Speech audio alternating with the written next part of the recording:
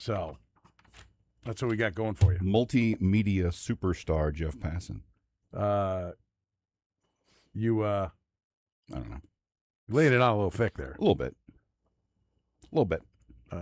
Just a smidge. Yeah. I don't.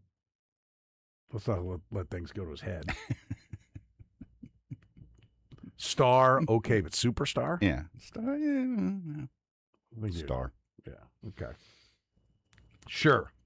Whatever you think, Curtis. Whatever you think. So we'll talk some Chiefs football. We'll talk some Royals baseball. They're always a topic. Sporting Kansas City, Kansas State, Missouri, KU.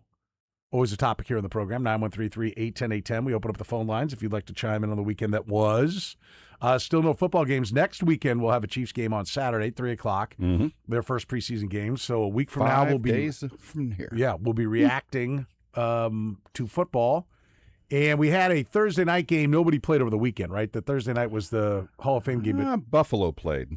No. I thought the Bills played. I thought they were. Why did they play? I don't know, but people were reacting to the stadium. They had a practice. Oh, that was a practice. Okay. I just saw Josh Allen go out on the field and settle down in that hideous looking alternative uniform that looks like a Diet Pepsi can. Someone said, I was like, that's it. That would be it. That is kind of their colors. Gray? No, I mean the red and the blue. Right, but with it, but the other 90% of it that was gray, and I was like, ugh. Well, really? just to be Thank God clear, it's only an alternative. You don't like all the Oregon uniforms, right? I'm not a huge fan. Because like the gray, I think if you pull it off, I saw them initially. I didn't have the regurgitative response that many others seem to have with it. I was like, okay, let me see him in action. So I didn't see him out there and what they looked like. But I saw somebody say they look even worse when they're on the field. Really? It's just that their standard home uniform and they just look so clean. Why are you messing around? I could get it if you're a team, but we're just trying to throw something against the wall. But you've nailed it. Their white home uniform is as good as there is in the league, I think. And the roads look clean. I just love them. And I went, don't. It's like watching Tennessee wear, that anthracite or whatever color that is. I'm like, stop it. What is that, gray? Yeah, it's that kind of dark. Can we talk English here? Yeah, it's like kind of that dark. Missouri for a while kind of had that. Used that. It's kind of a dark gray. They call it anthracite. I don't know, but Tennessee trots those things out, and it looks like poop.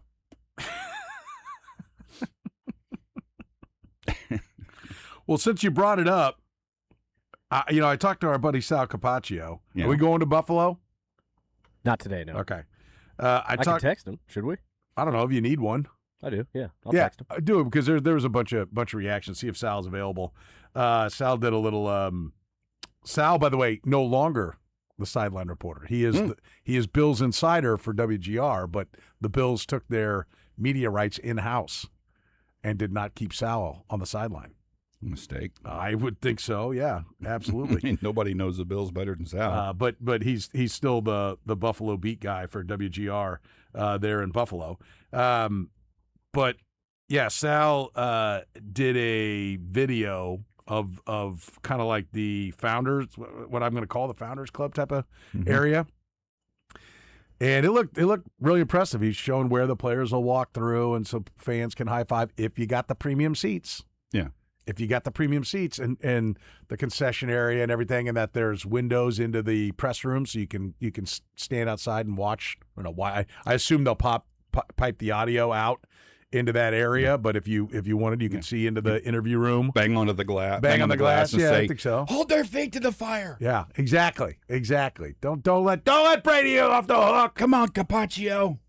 Yeah, that kind of thing. Yeah, I think it's what every fan would want. But then there was also like somebody sent out, it went pretty viral, like 4 photos of obstructed view seats. Mm-hmm. How do you spend billions of dollars and have even one obstructed view seat? This is not 1927 where we're not really sure how to hold the roof up. Yeah. So we've got a pole every 8 feet, like at Fenway Park or something. And even Fenway, they've like worked around it.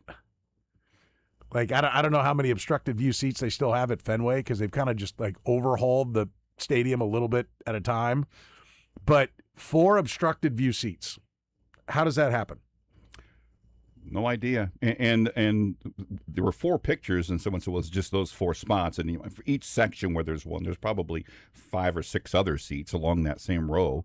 And there were different types of obstructions. One, there's a kind of a plexiglass railing, which is designed as you could see through it. But from this angle, you're just seeing the reflection. It was during the day, you're seeing the reflection of whatever's on the glass, which is covering 2/3 of the field.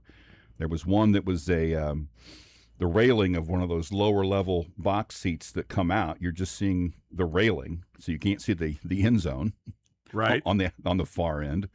Another one has if you're upper deck, you can't see the part of the near end zone because of the pillar. There's an entire section that's blocking you. Now these are fairly far back, but you shouldn't have any. Well, you should be able to figure out how to have none. And there's a bit of a almost a well, you just don't put a seat there. Yeah, just don't put a seat there. You don't try to sell that seat. You just make it empty and it's stairs or whatever it is to get to a spot that you can see from. And some of the ones that have the obstructive view are front row of whatever section that is. That's why you're seeing it. If you're up higher, you probably don't have that problem. But imagine thinking, I'm going to get in section whatever 418 and have a front row seat, and you get there, you're like, what? I got to look through this. Well, the part that I would like to know is, do the people that have that seat, did they get charged a PSL? Yeah, like, good question. Listen, I'm telling you, you're not going to like it. You're not going to be happy. But most of you that are season ticket holders are going to be paying. If not all of you are going to be paying a personal seat license. It's coming. The Chiefs could say, well, we're not going to talk about that for a year. Let me just tell you, it's coming. It's happening everywhere in the NFL. Don't act surprised. You cannot listen to this radio show and act like you're shocked when they send you a thing for their PSLs in a year for what it's going to be in the new stadium. But it's coming, okay? But if you're going to do that, I understand capitalism, and it's a supply and demand, and if you don't pay it, somebody else will, okay? That's what they're counting on. That's what business is. That's what everybody's counting on. Airfare, it's expensive right now. You don't want to go? We'll sell the seat to somebody else. Right? That's how it works. And if we don't sell the seats, well, then we'll either drop the price or we'll cancel the flight. Yeah. I mean, that's supply and demand, right? That's how it works. Here's one of the seats. Yeah. I mean, I've seen them. That's it's so if you're gonna charge a PSL, then you have to deliver, right? If you're going to, you're basically, it's a tax. I don't know any other way how you could possibly. Well, no, you're actually owning the seat. Really? Do I get to take it home? Like, what do you get with owning the seat? Well, you have the right to buy the tickets then. Oh, okay, so I have the right to give you more money. Well, and if we have concerts and things, you get to, if you want the seat, you can buy it. Again, okay, again, to give you more money. I'm still then paying. I still have to pay you to go to the event. So I'm not really getting anything. I can't take anything home. I'm renting 3 feet by 3 feet. Yeah. And with the option to pay you more money. Again, it's the going rate. The NFL's really popular. They can get away with it. And they are everywhere. And so this is the reality. But the one thing I would ask is that you be good to your fans. There will be a day when Patrick Mahomes, and this franchise needs to recognize this, there will be a day when Patrick Mahomes is not under center. And the likelihood that they go Peyton Manning to Andrew Luck or Brett Favre to Aaron Rodgers is not good. In all likelihood, they're going to have a lesser quarterback. Their chances of winning a championship are going to be a lot less. And in reality, that day is going to come in the early years of this new stadium. I mean, Patrick Mahomes is what, 31 now? Mm-hmm. Going to turn 31. We'll be in September. We'll turn 31 in September. So he will play 31, 32, 33, 34, and 35 at this stadium. He'll be 36 years old for the first year at the new stadium. If he plays like Tom Brady, you got 9 years. Yeah. But, guys don't. Aaron Rodgers is playing to 42. I don't know where Patrick Mahomes' head's going to be. But you got Patrick Mahomes age 36 plus. However long that's going to last. And then when that's over, Who knows? And if you've hatched obstructed view seats where somebody had to be like, well, I didn't know I was going to be sitting behind this, and you have soured up, when you open that stadium, the concessions better be nails. Because I'm going to say this, like as I watched the Buffalo unveiling, this is what I thought about. I thought about the pictures and everything I was shown about the renovations and how much my tickets went up, and I believe that the construction, the building part of it, they got about 90% of what they sold me on. The service and amenity part was about 40% of what I was pitched and told I was going to get. So, you never get a second chance to make a first impression, and people like me hold a grudge, and so do fans that pay good money. And so you're going to charge a bunch of money for 36-year-old Patrick Mahomes. You're going to charge people, a bunch of money pitching the idea that you're a championship contender because you still got Pat, and we'll see what level he's playing at that point. But then Pat's going to go away. And yes, you can sell that. It is a commodity that can be resold. And so I think I heard somebody tell me that, there was somebody put theirs out for like $2,000 and now they're going for $22,000 on the market. So it's increased over time. I can't remember. This was a stadium that's been open for 20 years or something. And maybe that was Dallas. I don't even remember where I was told it was. But, it is something that you will have and that you can sell. So it's a commodity that you can sell, but you got to come out of pocket first, then keep paying for the ticket. So, it's a tax that you can sell. I'm sure people at Arrowhead would bristle at the idea of a tax, but if you're somebody that I know a lot of people are like, we're never giving up these tickets. They're going to be in our family forever. Well, so then you're never going to sell it. So it's not a commodity you're going to sell. Yeah. I mean, I think it's really important to get the stadium right because I think Buffalo probably 95% got it right. Sal told me, I was texting with him. I said, what's the deal? I mean, everyone's freaking out. He goes, the stadium's beautiful. He said, it's fantastic. He said, are there a couple things? He said, are people going to jump on what is the worst part of it? Yeah. Okay, well, don't have a worst part. Right. You had a chance to not do that. Blank canvas, no obstructed view seats, and deliver on everything that you're going to promise them and make sure that the amenities are top of the line amenities, particularly if you're making people give you money just to do what they've always done. And the part where you talked about, be honest and let people know, give them what you say you're going to give them. Now, this is just one person's statement, the picture that I showed you. It says, this is our view in 418. We were told that the railing that was obstructing the view in the virtual tour wasn't going to be a problem in real life. Well, it is. So if they were told, you're good, that's going to be just fine, and it's that, then that's the part where not only is it a seat with an obstructed view, but they were sold on this that it wasn't going to be an obstructed view. If this person's telling the truth, and that doesn't seem to be something that they would make up. Maybe it is, but it's an issue, one of those things where, okay, maybe it's, as you said, 95% good, but it could be 100% good. Well, and they didn't. No matter what they do, there'll be someone who complain about something, but you can't have that. They did not move the stadium to Canada. Right. It's literally across the street from the old one. So if people love that area, love going there, this is not like moving it to another state. Yeah. For me, that means nothing to me. I like Kansas and Missouri. That's not one of my things.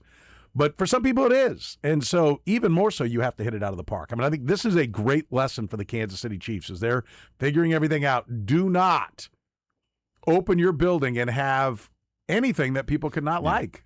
They have to have had several discussions over the last 48 hours on this, correct? Oh, for sure. You had to like, guys, did you see what happened in Buffalo?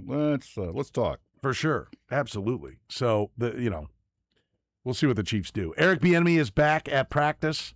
That is great news. Hopefully things, clearly things are progressing. I don't want to say better. I don't know where the health is on everybody. I'm sure we'll get to talk to Eric Bieniemy here before long, and we'll get an update. He'll probably have a statement and then say, "I'm not going to take questions." Would be my expectation because it's a personal matter. And I wonder on Saturday, which would have been his day based on what they sent out earlier in the year. Dave Tobe talked.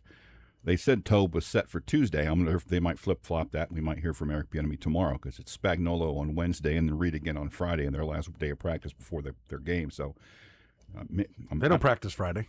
No, I said that Reed is their last their last day before they're off Friday, and then for the game off Friday. Okay. Yeah, he'll be there. Spags Wednesday, Reed Thursday, but maybe we'll see if Eric Bieniemy goes tomorrow. Yeah, and listen, it may be the kind of thing where they're like, we're going to take advantage of this, and he's not going to talk till next week. We're going to let him settle in and do it. Sure. I don't think he's going to take a lot of questions on the subject, but it is, I think, at least a positive sign that he's back, that he feels like he can come back and participate in camp, and we'll get more from Matt Derrick coming up in the 3 o'clock hour, but apparently already intensively coaching Kenneth Walker and the pass protection. Yep.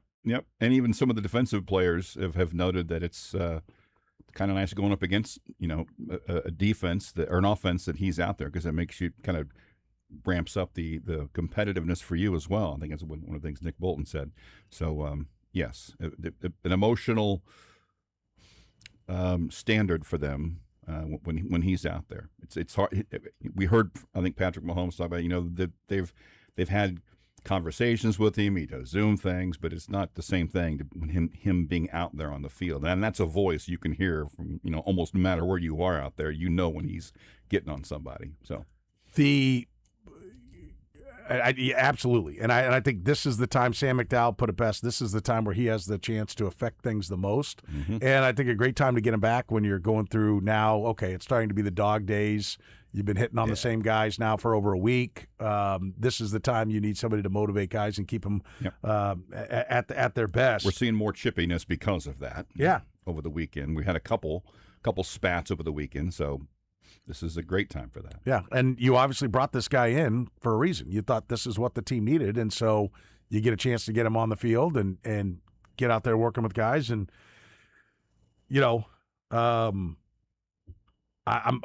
I think we're all, like we've said it a million times, they're counting on Eric Bieniemy, Chad O'Shea, and Kenneth Walker to turn the fortunes of the offense, because that's really all that's changed. Yeah, I mean, Juwan Taylor may be addition by subtraction with the penalty issue, but you started him over Jalen Moore. If Khalil Benson doesn't win the job, and Khalil Benson was working at guard today with Jalen Moore at tackle with Trey Smith out for his third consecutive day, a hip injury that Andy Reid doesn't seem to think is of note, but it's 3 days. And I will tell you, pay that much money for an interior offensive lineman, availability is a big part of it. Yep. And we're going to find out if that offensive line, which looked like, frankly, a disappointment last year, let's be clear, on their inability to run the ball and protect Patrick Mahomes, the highest scramble rate of his career last year, with the second most expensive offensive line in football. I mean, we're counting on the Kenneth Walker running part of the equation to be the threat that makes it, as Trey Smith said earlier, when they know they don't have to worry about the run, it gets a lot harder to block guys. Well, so now the idea is that we have good offensive linemen. We just put them in a really bad spot, but we're going to run the football, and therefore it's going to be easier for them to block, and we're going to be able to handle the defensive line better. Okay, well, let's see it. I mean, that's that is that and whatever schematic changes Andy Reid comes up with, but they have basically signaled, based upon their moves, that the problem was the wide receiver coach, the running back coach, the offensive coordinator, and the right tackle, and the running back. Yep. These are the 5 things we're changing. And certainly one of the talking points when Matt joined us at the top of the hour, he posted this earlier, Hot Take Central here. Defenses that expect the Chiefs to use their backs in the passing game similar to 2025, or to use Walker similar to how he was used in Seattle, will have chosen poorly. So maybe we're going to see more of him in the passing game. I think that's what that means. I'm guessing. We'll let him expand upon that, but I hope that's what it means. Well, I mean, Cyrus Allen. Did you see the story where Cyrus Allen is being compared to Stephon Diggs?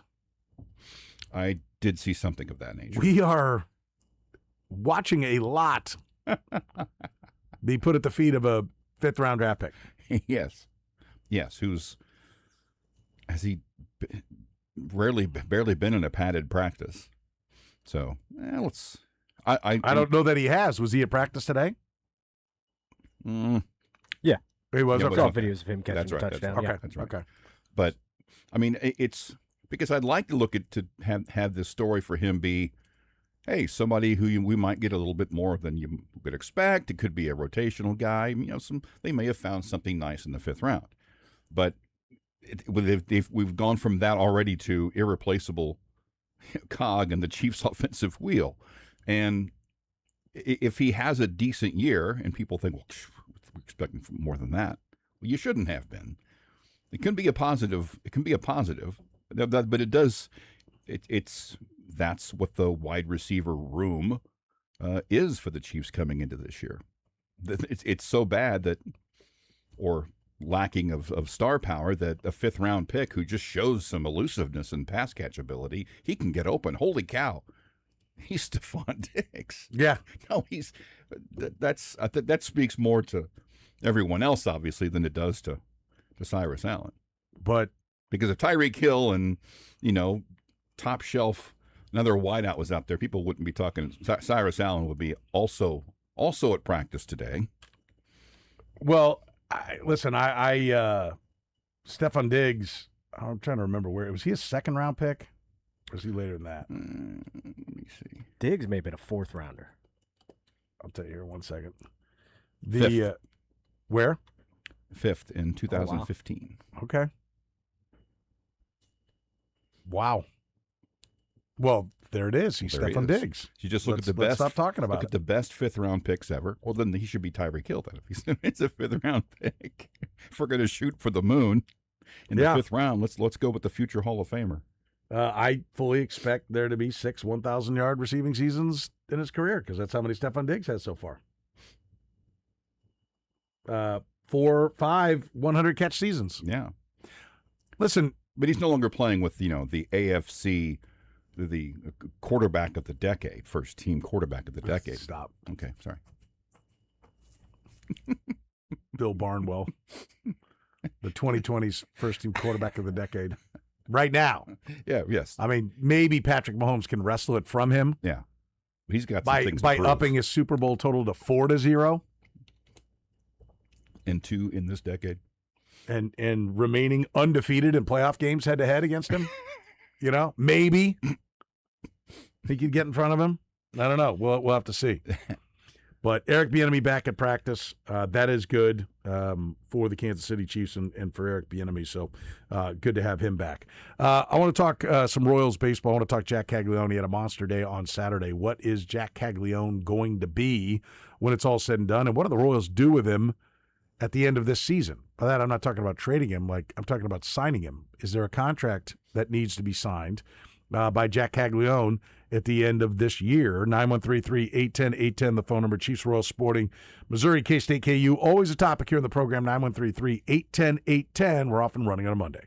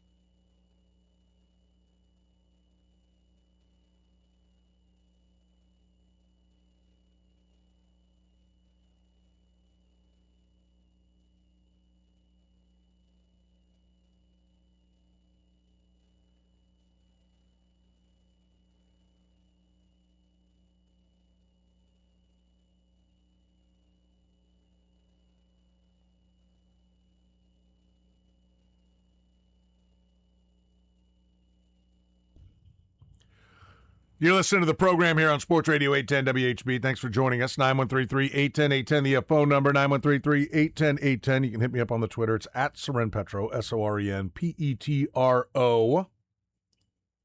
Keith, I see you want to talk some Chiefs. I'm going to go to you here in a second. I want to talk a little Royals here real quick.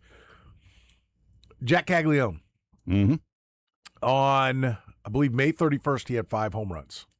Now when he hit the 2 home runs on Saturday, that was the, 8th? So some 69 days later, he had hit 15 home runs. Okay? It was 14th and 15th home run. So in a little over 2 months, that's a 40-plus home run pace. Again, everybody has hot streaks. You take everyone's hot streak. There was a stretch there where he had, what did he have, 5 or 6 home runs in 5 games or something? It was 160, but that 170 stretch, home run pace. That stretch included a stretch where he didn't do anything, and he still had that stretch. So it's right. So my question is, he'll never be, if he's going to be a great player, he'll never be cheaper than he is right now. Now, as far as a service time, because he came up and got just a partial year, the Royals have a whole nother year that they can wait, the end of this year and another year, to basically be signing him with the same amount of service, the same amount of control as they did with Bobby Witt. Because Witt had 2 full seasons. And so it's going to be after the 27th season that Jack Caglione is there. Are you convinced that Jack Caglione is a star? And then what do you have to give him? Whiskey went to work. Currently, there are 5 players that you would consider to be first basemen that have signed $100 million deals that are active in baseball. Vlad Jr., 14 for $500. Bryce Harper's in the middle of a 13 for $330. Matt Olson of the Braves, 8 for $168. Freddie Freeman for the Dodgers, 6 for $162. And Pete Alonso with the Orioles, 5 for $155. Is Jack Caglione that kind of player? She looked up historically. Here are all the first basemen. There have been 21 first basemen that have signed for $100 million. In addition to the ones I mentioned, Miguel Cabrera, Albert Pujols, Joey Votto, Prince Fielder, Joe Mauer, Chris Bryant. Played a number of places, but first base was part of where he played. Mark Teixeira, Chris Davis, Adrian Gonzalez. Did I say Miguel Cabrera? I guess he signed twice. He signed 2 different ones that were there. Eric Hosmer. Which one's not like the other? Todd Helton, Paul Goldschmidt, Ryan Howard, Carlos Lee, Albert Pujols, and Ryan Zimmerman. So Pujols signed 2 of them, I guess. So what does he belong? Is he that kind of player? Those are, first base is not a premium defensive spot. He's also not been very good at first. He's gone. He's ranged away from the bag only to not get to the ball and have the second baseman get there. I would offer up that I would think that his timing would get better if he'd play more first base, but David Lesky on our Kaufman Corner podcast yesterday brought up, he said, he was out at the plate one time sliding feet first into the plate right in the middle of it instead of trying to, go away from and reach for the plate. He said, I don't know that he's that instinctual a player. And so he's a see ball, hit ball guy. Is he never really going to be that good defensively at first base? Is he never going to have that feel for what balls to go for and what balls not to? Because he's not very good in right field. He's better than we all thought he was going to be. I will freely admit that. Yeah. He's a lot better than I thought he was going to be. That was an easy bar to clear. But we're still as you're building your baseball team, you're not we got the Gold Glover in right, so we're not moving him. Yeah. He's also botched a few. And he's not fleet of foot. His range is not good. He does hold people on base with the arm, and he's when he gets to the ball cleanly. When he gets to the ball cleanly. So I don't want to diminish what he is, but is he a right fielder? Is he a first baseman? And what is he worth? Yeah. Because right now he'll never be cheaper. The question is, would he even sign right now? Because there was talk about signing Bobby Witt Jr. after that first year when he had a 270-something on base percentage, and it didn't end up happening. Jeff Passan told us that the spring training going into that second year, there were conversations. It didn't end up happening. He basically bet on himself. He had a big year, not the MVP year, but he had a really good year, and then he ended up signing a $250 million contract. Does Jack Caglione bet on himself? Does he know he's got better than this? And if so, coming off a near 100 loss year, would it behoove the Royals to get a little positivity in the air and maybe pay more than they really want to make sure that they can say, yeah, we took a step back record-wise, but we took a big step forward when it comes to personnel because we've got another star and we're making sure he's not going anywhere. Yeah. And by the way, Bobby Witt Jr. is not guaranteed to be wearing a Royals uniform when they move into their new stadium. Nope. Because he's got an opt-out after 30. Yeah, we all did. This would be, if you lock Jack up into a similar type of deal, you would be able to say Jack Caglione will play in our new stadium. As we did on the one of your There Can Be Only One questions last Thursday, when will he play his last game here, Bobby Witt Jr.? We all said pre-new stadium. Yeah. I think only one of us had him playing in the final year of Kauffman Stadium, and everyone else had him leaving the year before or earlier. I'm just thinking, you asked, is he some of the names you mentioned? Well, I'll give you one stat. It's one game's stat, but it is interesting. So it's what happened on Saturday. He was the 22nd player in Major League history to have 4 extra base hits, including 2 home runs in a game before turning 24. 12 of those happened in the divisional era since 1969. And here's the names he joins, going backwards in time. Nick Kurtz, Junior Caminero, Ellie De La Cruz, Vlad Guerrero Jr., Corey Seager, Nick Castellanos, Miguel Cabrera, Greg Jeffries. That's the first one that pops up and you go, But it's followed by Cal Ripken Jr., Roy Howell, and Fred Lynn. Castellanos and Jeffries are the two that you're like, okay. Mm-hmm. It's not all stars and Hall of Famers, but it's down that road. But the last 4, Kurtz, Caminero, De La Cruz, Vlad, Seager.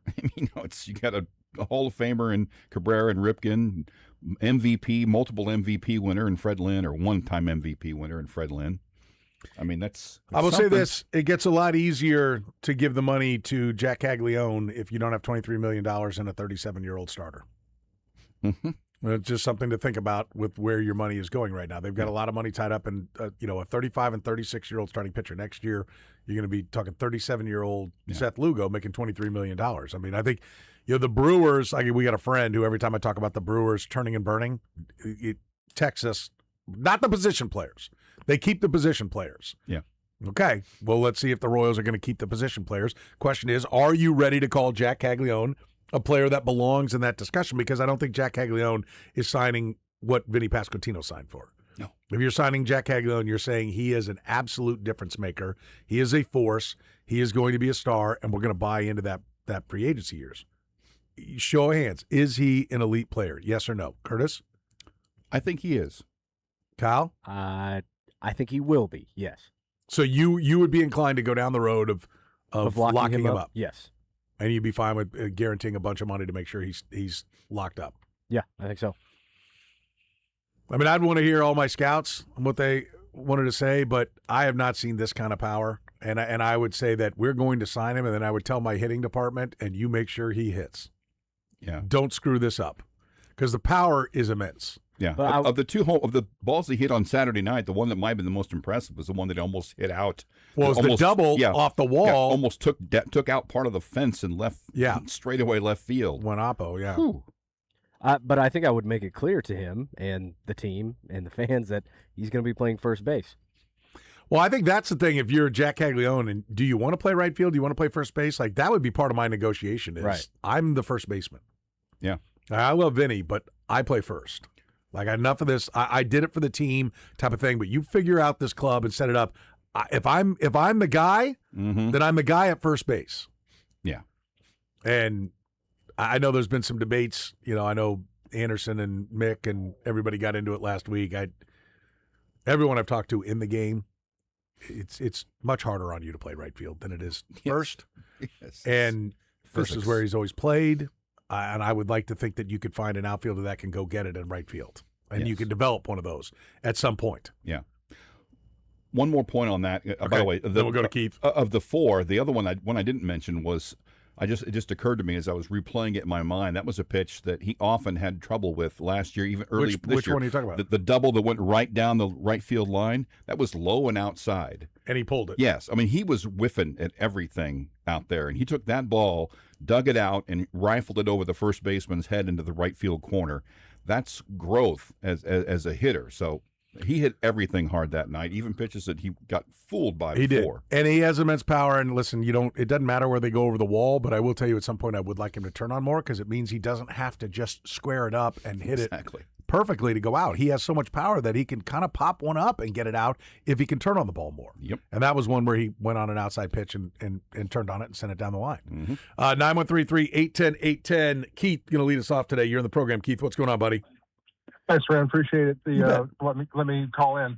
The thing I want to talk about today that's kind of got me frustrated and curious is specifically upper body non-contact injuries, and particularly, obviously, this year we're talking about Monsieur Delane and Xavier Worthy.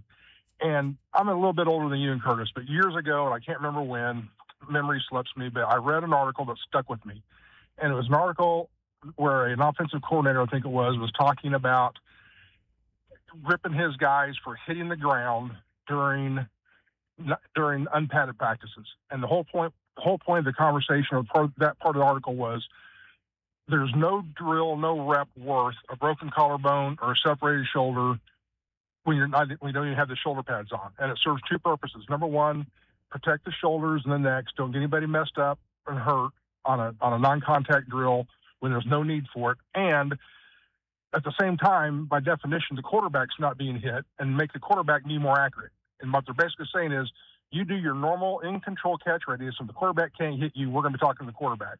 But don't lay out, don't put yourself on the ground, don't get rolled up on and bust up a shoulder in a non-contact drill when you're not wearing pads.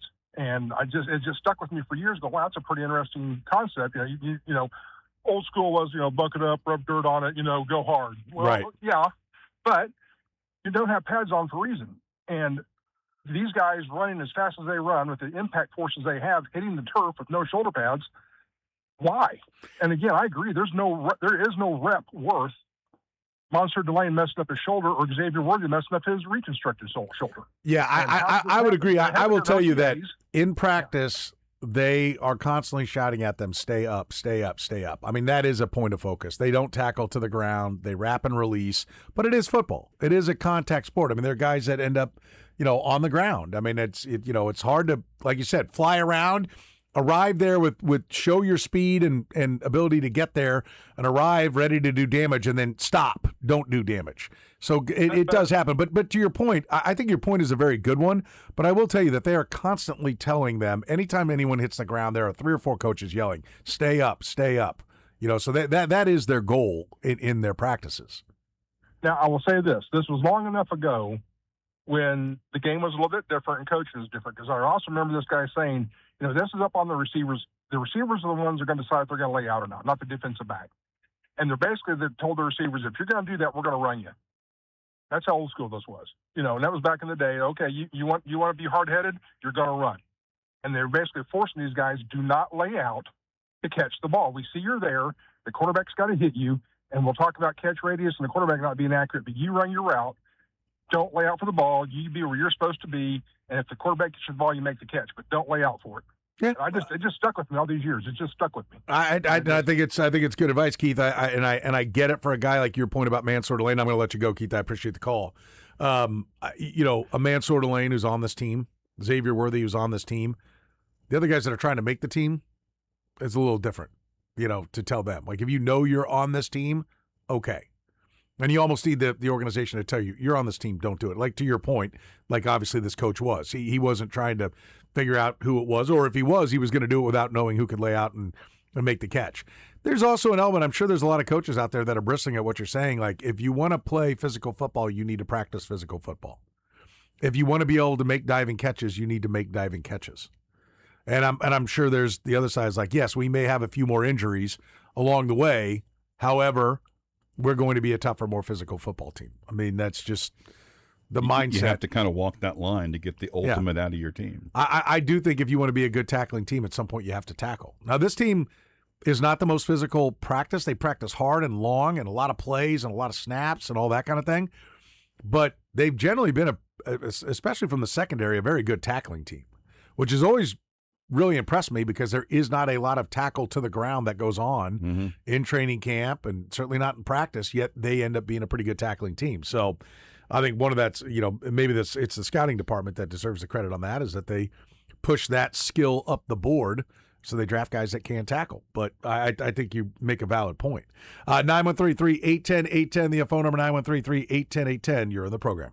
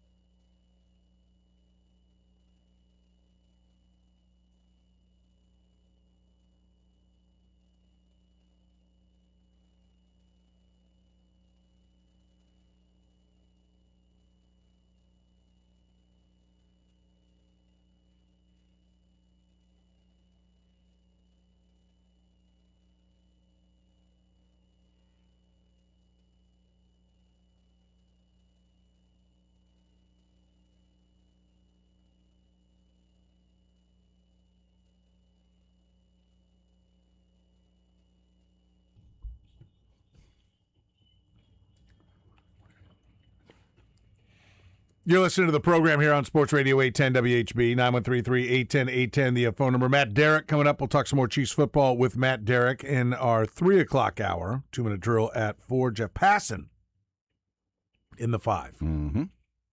We'll talk some baseball with one Jeff Passan coming up in the 5 o'clock hour.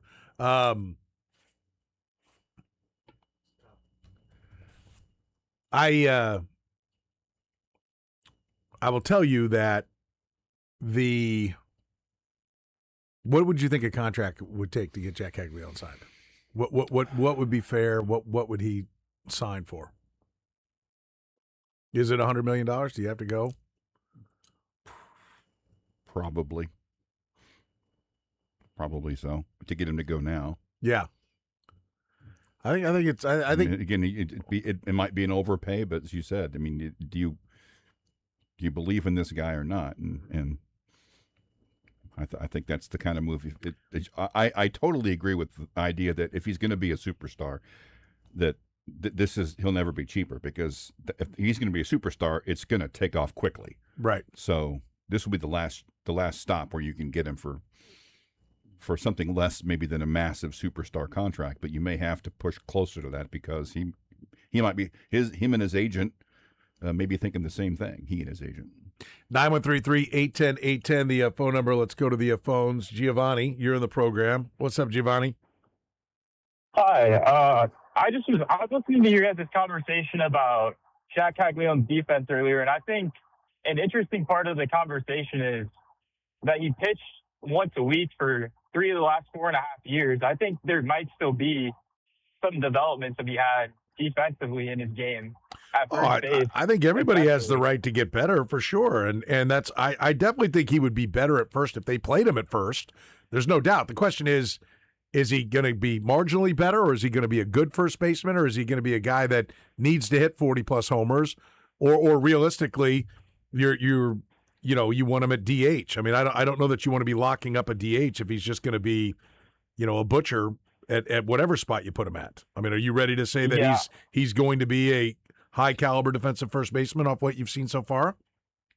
I think it's just this organization has lacked the high level potential that he has as a player for so long that they got Bobby Witt Jr. and now you have another player who has that offensive potential to really win you games in the postseason. I don't think you can allow a player like that to either walk away at the end of his rookie contract or potentially go and find that high-level potential elsewhere on another team, just because I don't know how many more opportunities you're going to have with a player like that. Are you willing to state right now that he's going to be a guy that's worthy of $100 million? I think I would give him $100 million if I believe in the development staff that I have, especially offensively, to help him get to the point where he's a 40 home run hitter. But I guess that's a question they'll have to ask themselves as an organization if they believe that they can get him there.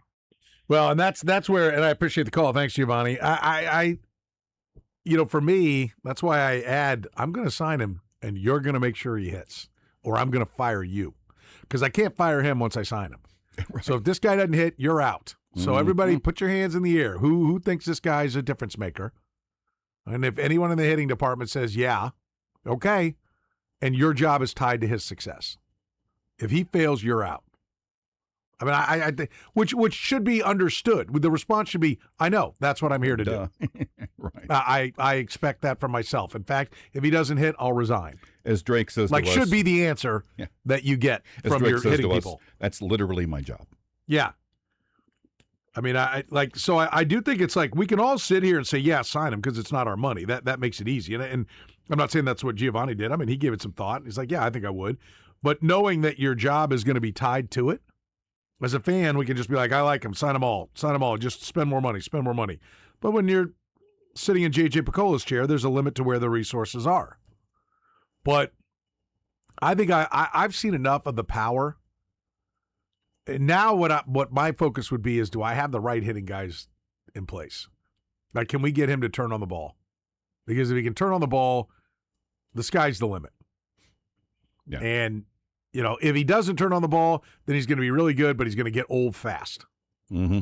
Right? When the bat speed slows down, then everything. That's what happened to Danny Tartabull. Look at Danny Tartable's career, and Danny Tartabull hit the ball to center field and really to right center as a right-handed hitter. Yeah. He had all kinds of balls in that fountain. And so he had power, but he got old quick. Once the bat speed slowed down a little bit, then the ball's not. He's not. It's falling into gloves. He peaked here. When he went to New York, he didn't do that. He had one. Yeah, you're right. I mean, he had like one big year there in New York, but that would be, can you teach him to pull the ball? Can he lift and pull? Then, he doesn't have to get all of it because his power's immense. Then the slower bat just puts the ball into.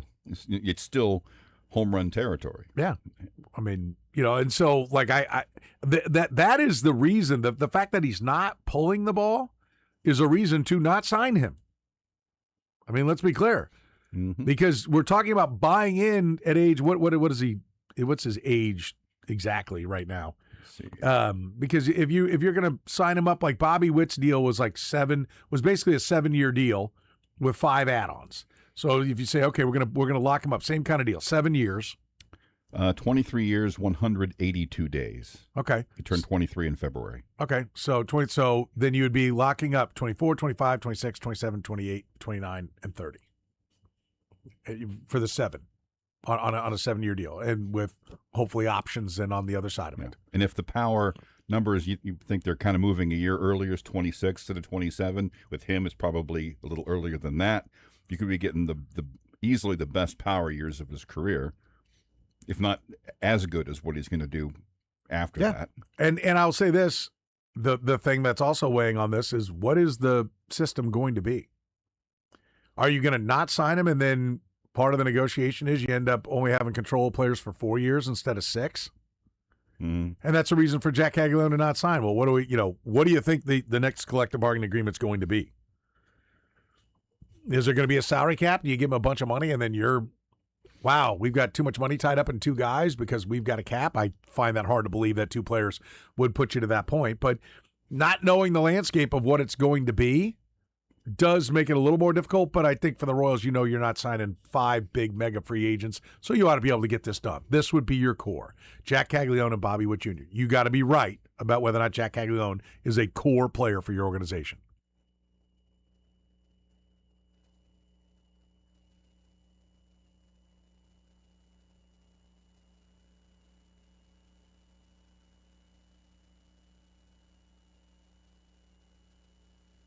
All right, 2 Chiefs taken in the 5th round or later have had 6,000 career receiving yards for them. Tyreek Hill's one. Who's the other? Brought to you by Twin Peaks.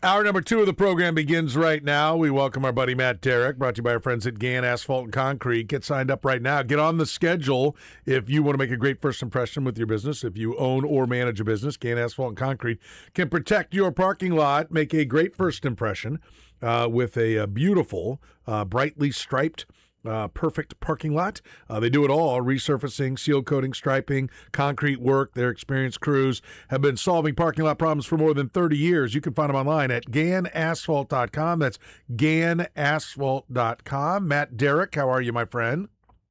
I am doing pretty well, Surrend. I mean, another hot day in St. Joe, but we are surviving. Yes, today is a hot one, and it's going to be like that all week. But Eric Bieniemy is back, and how noticeable was his presence back at practice? Yeah, I think it was pretty noticeable. I mean, obviously not only just the voice, but I think you can see it on the field. I mean, if you've seen a couple of the clips going around, there was some more chippiness. I mean, obviously there was some chippiness on Saturday too, but I just can't imagine that hearing his voice and having him on the field doesn't raise a little bit of the level, even if it's 1%. I mean, I think you can see it on the field a little bit, and you can certainly hear it from the players and the coaches talking about it today. I mean, even a guy like Jake Stool, who's fairly new to the process, gets it, and even Kingsley Suamataia, saying, hey, he's crazy. It's hilarious. I mean, he was in rare form today, but all these guys, seem to have an affection for Eric Bieniemy. Yeah, I and I think everybody knows, he's been through a terrible, traumatic moment and dealing with it. So there's the kindness of being a human being and caring about another human being. Just to see him back, that things are at least getting a little bit better for him to be back. But this is the time. Sam McDowell said it. This is the time where he can affect the most change and setting the tempo and the mindset and the work ethic and the practice habits. I mean, this is his most important part of the year, is it not? I mean, it is. And, and just hearing some of the stories and some of the details, even with EB being gone and, watching practice and streaming it online. And then, Vahe Gregorian got the great story about, he's calling Brett Veach on the sideline and telling him, hey, Emmett Johnson needs to be lining up here on this play. I mean, it's those little things, and it was great that they were able to get some of that while he wasn't there. But again, and talking to some of the players over the years about EB, I mean, one of the things that he provides that some of the coaches don't, and a lot of coaches don't, is both the carrot and the stick. He will give you both. He will critique you. He will tell you what you're doing wrong. He will sometimes do it in a less than flattering and maybe less than politically correct way. But he's also going to love you up when you've done something right. He is going to reward you, and that's why so many players enjoy playing for this guy. You had a tweet talking today, basically saying that if you think it's going to be, the running backs in the passing game, what it's been the last couple of years, if you think it's going to be more of that, if you're an opponent, you're barking up the wrong tree. Expand on that. What do you mean by that? Yeah, I mean, I can't really, I think, describe to you what I think that the Chiefs were trying to do with their running backs in the passing game in the last couple of seasons, because I don't think that they really had a plan. I mean, since Jerick McKinnon left, I don't think there was much of a plan. I mean, if there was, it was basically just trying to get the ball into these guys in space and see if they could do something with it, and there wasn't much there. The Chiefs have not really leaned on the screen game that much, again, because I think they had a couple of running backs that just were not well suited for it. They haven't been using their backs out of the backfield and downfield in any way. I mean, we've seen Isaiah Pacheco split out before, but then they usually bring him right back into the backfield. I mean, there's no threat to it. They tried to use Brashard Smith in some of those ways last year, and I think it just never really quite meshed for them. But this year, I mean, throughout camp, we have just seen them throw the ball to Kenneth Walker in so many different ways. Obviously, there's a lot of screen plays designed for each and every one of their running backs. But, today specifically, a great example, Kenneth Walker gets lined up on a linebacker against Jack Cochran on a wheel route down the left sideline.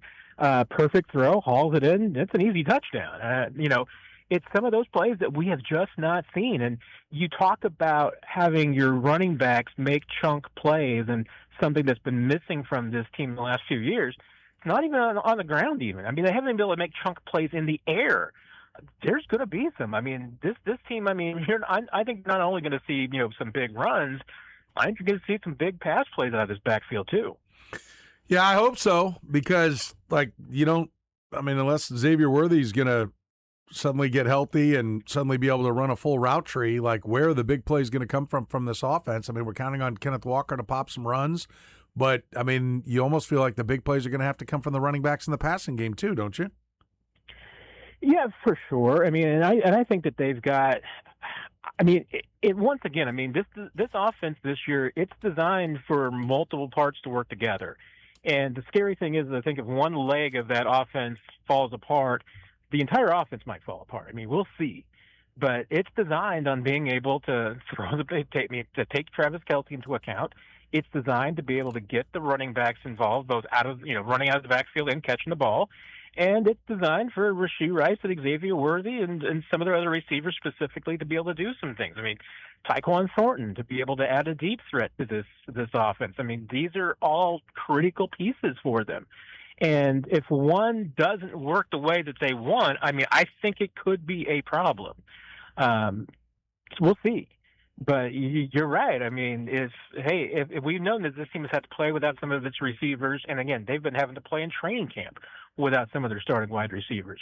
So you're going to have to be able to look other places for some big offense at times if you need it.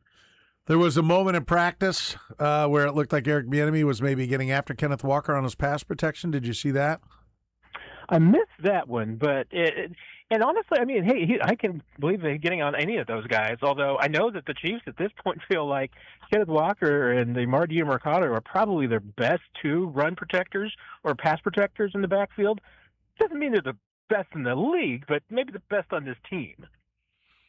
Have you seen that? Like, do you agree with that assessment?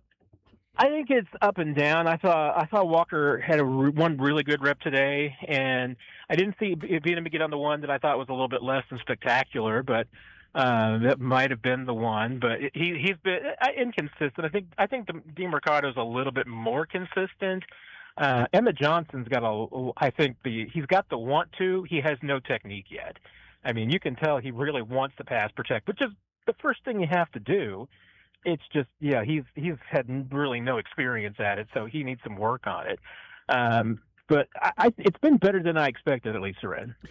You mentioned Emmett Johnson. Let's talk about him for a minute. And I've only been up to 2 practices, and one of them they didn't do a whole lot. It was one of their 10-10-10s. So you've seen a lot more of it than I have.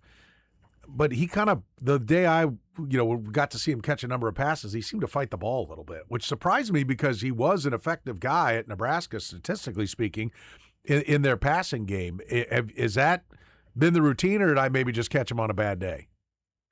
I think you might have caught him on a bad day, but I will say that I think that the role that he's playing on this team right now has probably been an adjustment for him too. I mean, remember, he's basically getting fourth-string reps right now behind not only Walker and DeMercado, but Brashard Smith too. And I think, over the years watching players, the fewer reps that they get, the more they seem to press and play a little faster than they should when they do get their opportunities and they do get the ball. So I've seen some of that where I just feel like he's trying to play too fast and hasn't been patient, and I think that's been, some of his struggles.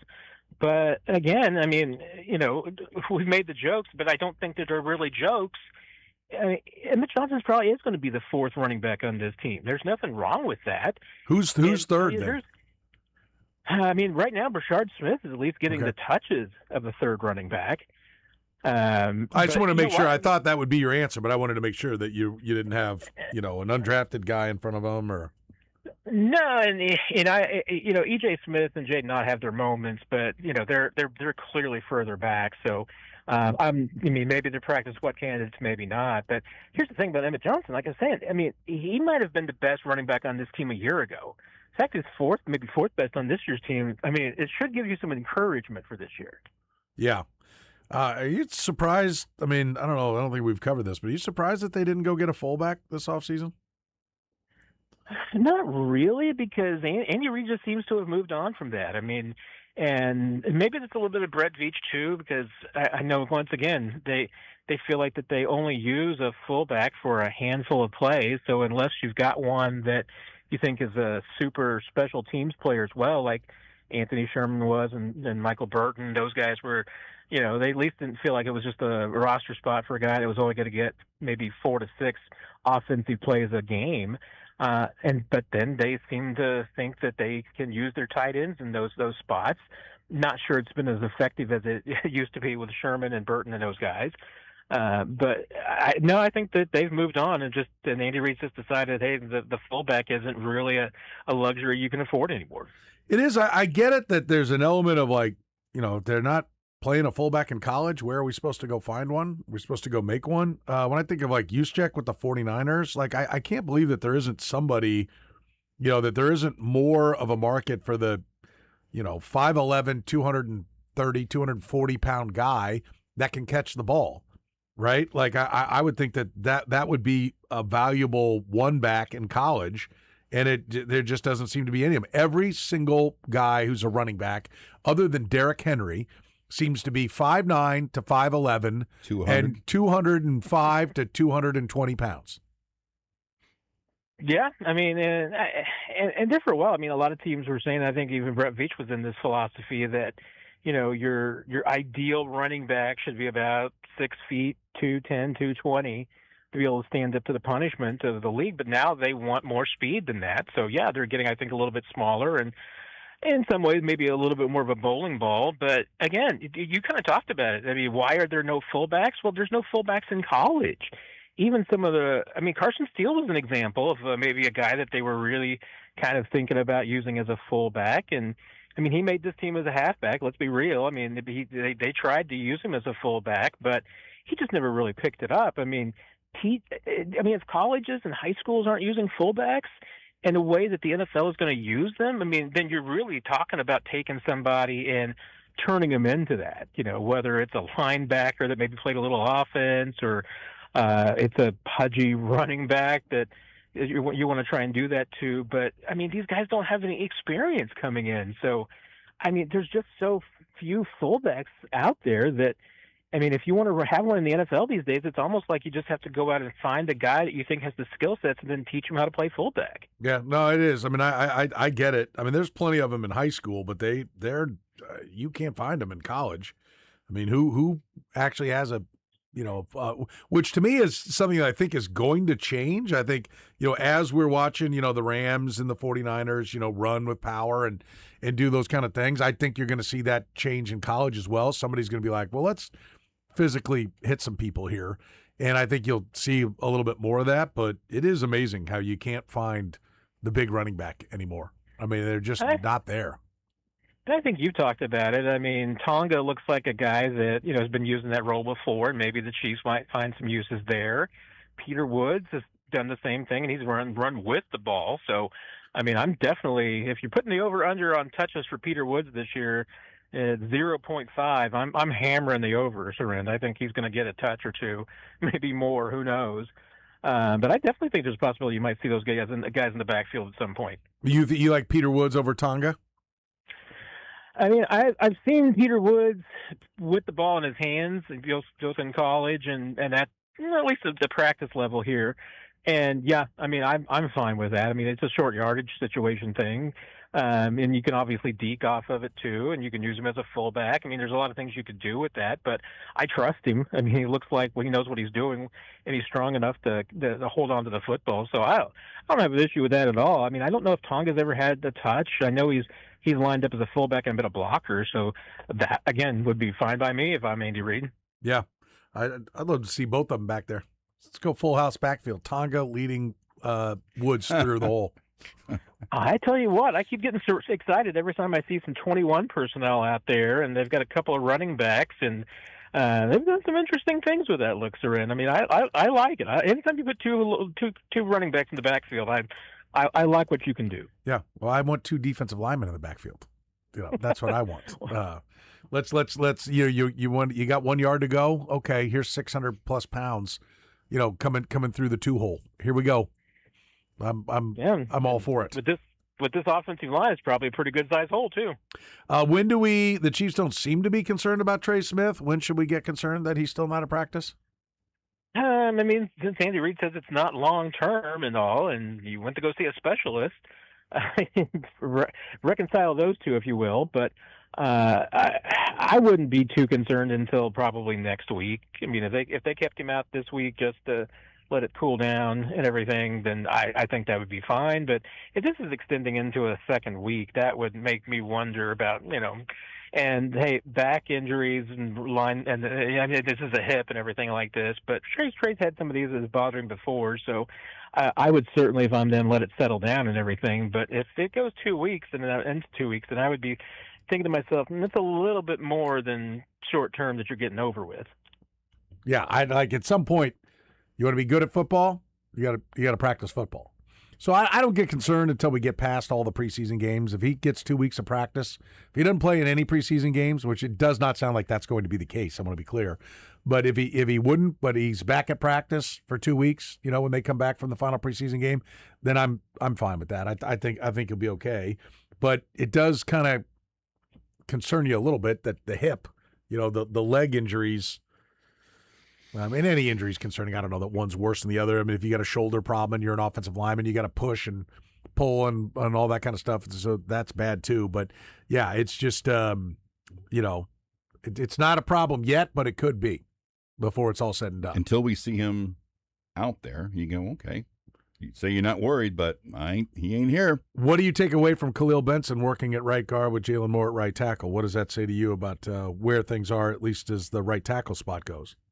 Yeah, it's intriguing, and I asked Andy Reid about that today, and he mentioned that they had Khalil Benson at guard and OTAs, and they liked what they saw. So hey, let's check it out and give him that flexibility to play both spots. And he said it will obviously help him when he moves back to right tackle. So, I mean, hearing Andy Reid, you could certainly parse that statement into being that they're planning on returning him back to right tackle once Trey Smith comes back. But it does beg the question to me because, let's face it, the Chiefs are pretty thin at guard. They've got Hunter Norzad and Mike Caliendo, and Hunter Norzad's a center by trade who can play guard. I think they probably feel kind of the same way about Caliendo, that even though he has played guard for them before, I think they would probably like an upgrade there if they could, and they don't have any other upgrades. I mean, that's it. I mean, that's their interior depth. So I think this absolutely gives them an opportunity to build that depth a little bit. But here's the question to me is, how deep is your interior depth if your backup swing guard is starting for you at right tackle? So it begs the question to me if this is just, the sign that, hey, Jalen Moore's going to be your starting right tackle, and Khalil Benson's going to be maybe a sixth guy who can play tackle but play guard as well. I don't know. I still can't get a read on what they're planning on doing on that at that right tackle spot. I think maybe it definitely. Sorry to interrupt you, Matt, but I mean it's definitely a statement. Like, I think we can. Any idea that Khalil Benson isn't on this team is out the window now. Oh yeah, no. Hey, 100% is making the team. I just don't know if he's going to be the starter at right tackle or he's just going to be the like I said, maybe the sixth guy. Yeah, I think it bodes well, like I said, for him having a job. Because we all thought, hey, if he's winning the right tackle job, clearly he's going to be on the team. But then you can always see like, okay, now it's Jalen Moore working there all the time. Was he? We've had guys that have run with the ones and then end up not making the team. But this to me is a statement that like, no, he's on the squad. And they're just trying to figure out where best to use him. So, yeah, I think Jalen Moore has got to be. Like, if your sixth guy is Jalen Moore, then it's just a matter of who you put where. And it may just be a matter of them finding out how flexible Khalil Benson is. It may be Jalen Moore at guard tomorrow, right? I mean, like, if we see that, then we're like, okay, it's, one of them's the sixth man, but we know who the top six offensive linemen are. And they're going to come in everywhere except center. Yeah, I mean, based on just what Andy Reid's done before, and you think about some guys like Zach Fulton and Cam Irving, I mean, if it's reasonably close between Jalen Moore and Khalil Benson, I mean, if it's a coin toss more or less between those two guys who should be the starter, then I think Khalil Benson's your starter. He's the younger guy. He's the guy that's got more team control, more upside for. So you go there. And you also know that what you're getting in Jalen Moore, that he's been a veteran backup. He has long experience at coming off the bench when needed. So, hey, coming in the middle of the game cold is not going to be a surprise to him. Don't know how, Khalil Benson will handle it because he's been a starter in college for a long, long time. So never really had to do that. So, I think for a lot of reasons, if you're the Chiefs, I think you'd be fine with Khalil Benson if he wins that job, if he beats out Moore and takes it. I don't think you're just shoving him there, for that purpose. If Jalen Moore's the better option and then it's a clear choice, then hey, that's where you go. And Khalil Benson is your backup, and you make that work. And if he's the guy that can play both guard and tackle for you, that's great flexibility. I don't know if he's the guy you want to play left tackle. That's another matter if something happens to Josh Simmons. But if you're the Chiefs, you hope you don't have to go down that road. The stat man, Curtis Seebold, has gone to work on fullbacks. I looked at the 2026 NFL draft on the NFL page to see what they referred to these players as. How many players referred to as a fullback were taken in the first 4 rounds this year? Zero. How many were taken in the entire draft? 257 players. 2. 1. Wow. I was going to go zeros. Max Bredesen from Michigan was taken with the 19th pick of the 5th round, number 159 overall by the Vikings. Interesting. That is it. By the way, you got to understand how the game's played, Matt. Why would he have cut it off if there wasn't at least one? So come on. There is always a little clue there, but then there was zero. Maybe he was trying to psych me out. That would have been too cute to say. Actually, none. Yeah. So 1, and it was the Minnesota Vikings. Yeah, with pick 159.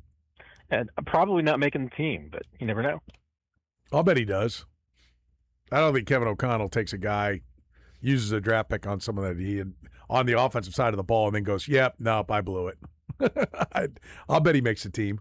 I'll bet he's wanting to run with more power.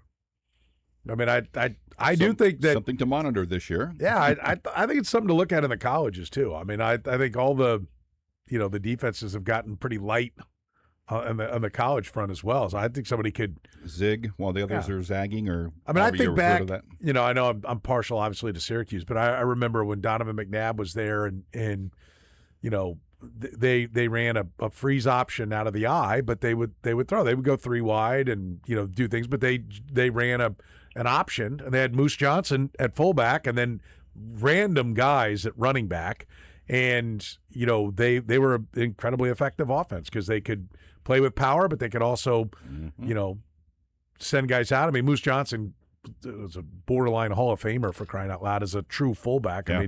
He caught the ball really well, and they would throw it to him. They'd throw screens to him and things like that. I think you can put a pretty diverse offense together that way, but everybody now 5 wide, 4 wide.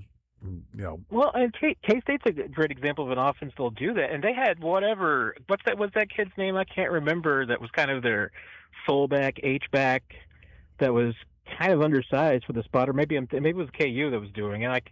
I'm getting old, Soren. I can't remember these things. But this was just in the last couple of years. But, again, I believe he was an undersized kid that just at the NFL level, it wouldn't make sense. But a guy like that at the college level, hey, you can maybe make it work. I just can't believe they're into Jerome Bettis somewhere. Like, where does Jerome Bettis play in today's football? Franco Harris. Where does 5'11", 270? Yeah. Where's Tony Richardson play? I think he plays linebacker. I think a lot of the fullbacks are linebackers. But when you get down to sub 6 foot and you're still carrying 230, 240, where is that guy playing now? Yeah. It might be on a Mike linebacker, might be in the middle, or maybe he's getting his fat ass in shape and he's a safety. I don't know. There are some guys that, Christian Okoye, I think, is a linebacker or a defensive end. I can put most of the big backs. I think Derrick Henry's a defensive end. I can find a spot, but the Jerome Bettis, there are people that are that size, and I'm not sure where they're playing the game today.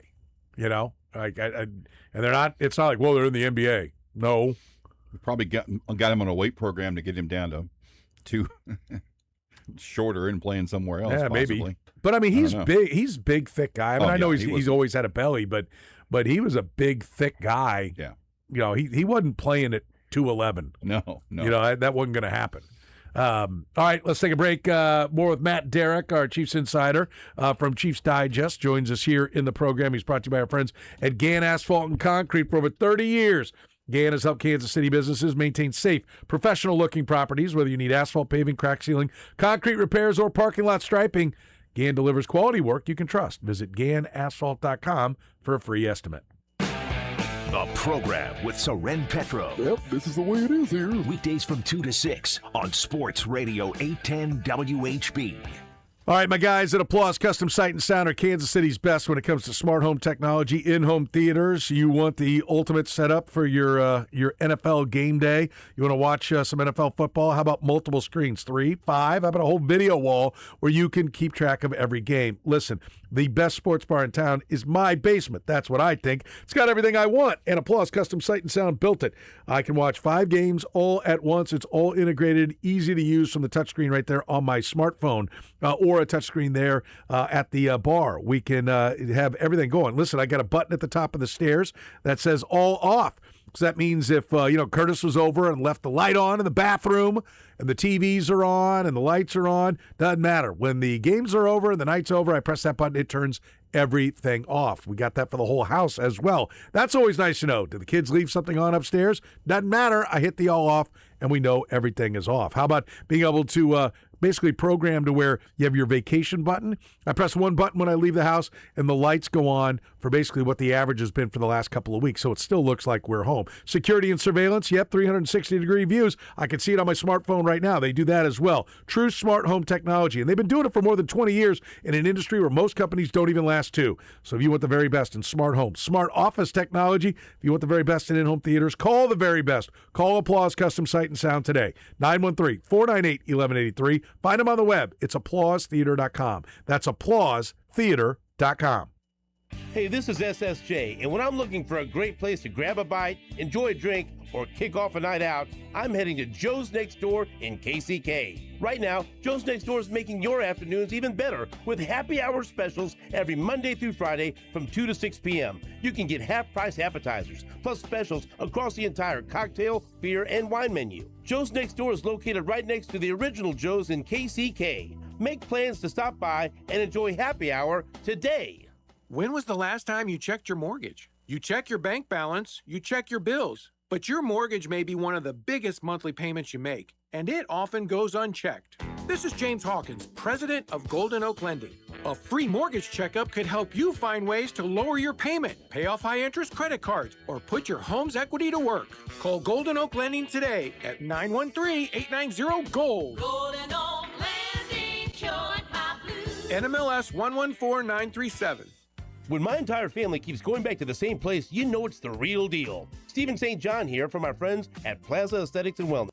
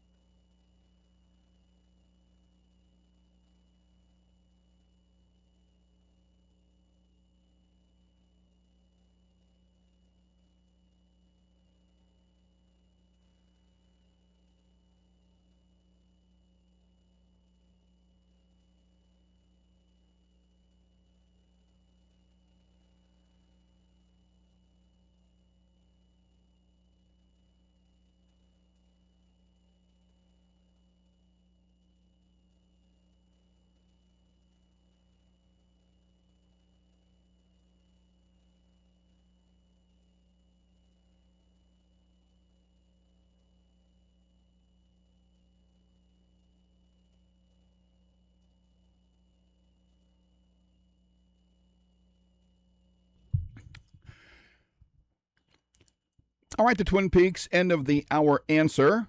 2 Chiefs taken in the 5th round or later have had 6,000 career receiving yards for them.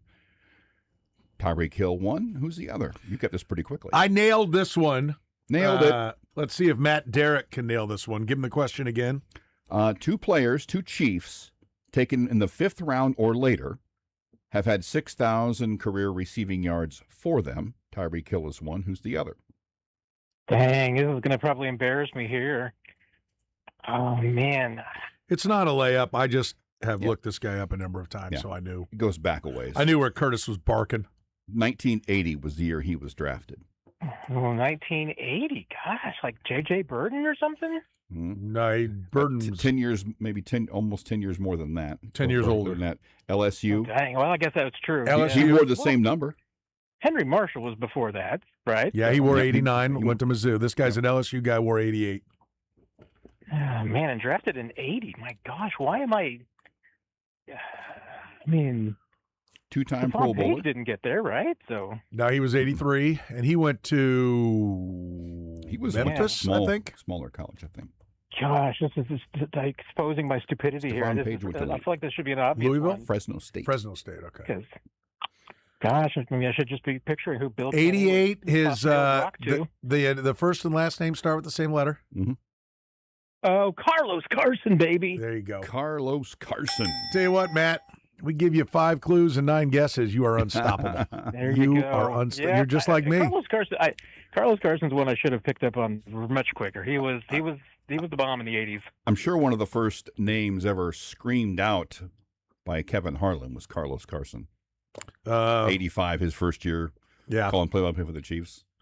Yeah, Carlos Carson had at least one 1,000-yard season, a Pro Bowl season. He had 3 1,000-yard seasons for the Chiefs. 83, 84, and 87. Now, how much of 87 was he? Only played 12 games, so 12 games. He still had 1,000 yards. Yeah, that was a strike year. Yeah, so he didn't play in any replacement games, but he had 1,307 touchdowns the first year of the John Malkovich, which then Bill Kenny 83 was a really good passing season for them. Yeah, they didn't win much, but he threw for 4,000 yards. He threw for 4,000 yards. Back when throwing for 4,000 yards was a big deal. Yeah, now it's like only 4,000. By the way, what do you think Mahomes' numbers are going to look like at the end of this year?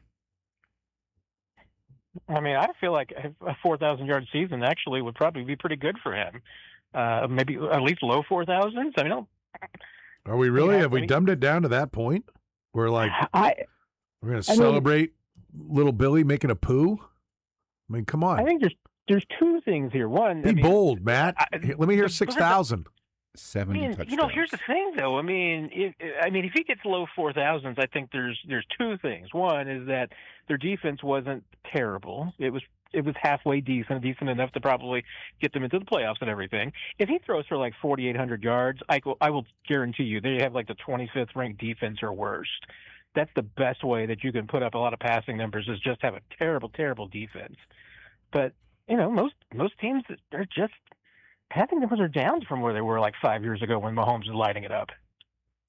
So, where are you going to settle in at? I'm settling in like around 4,200 yards. Okay. How many touchdowns?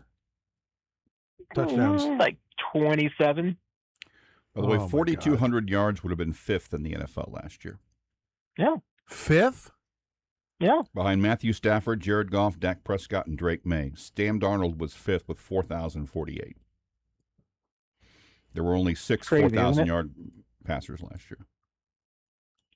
Wow. Let's see what 24 was. How many Stafford throw for? What was 47 and change. Okay. Let's see. 4,200 would have been 6th 2 years ago. They only had 6 4,000-yard guys. Joe Burrow, 4,900 was the leader. It does speak to how cyclical things are. Yeah. I'd be comfortable saying he's top 5 passing yards this year. That's something. Yeah, the last guy to go for 5,000 was Mahomes in 22. That's something. The pendulum has swung. You remember when what is this, year 4 of the 17 games? Year 5. Year 5. I think 22 was the first year of that. When they went to the 17 games, it was like, oh, the records are gonna fall. There's 6,000 yards, and now we're like nobody even got to 5 last year. Sorry, this is year 6. 21 was the first year. Really? First year after the COVID was, yeah. Okay. They were 12-5, so it's year 6. Yeah. So, I mean, like, remember when we thought that, like, oh, man, every record's going to fall now that they're playing the extra game? No.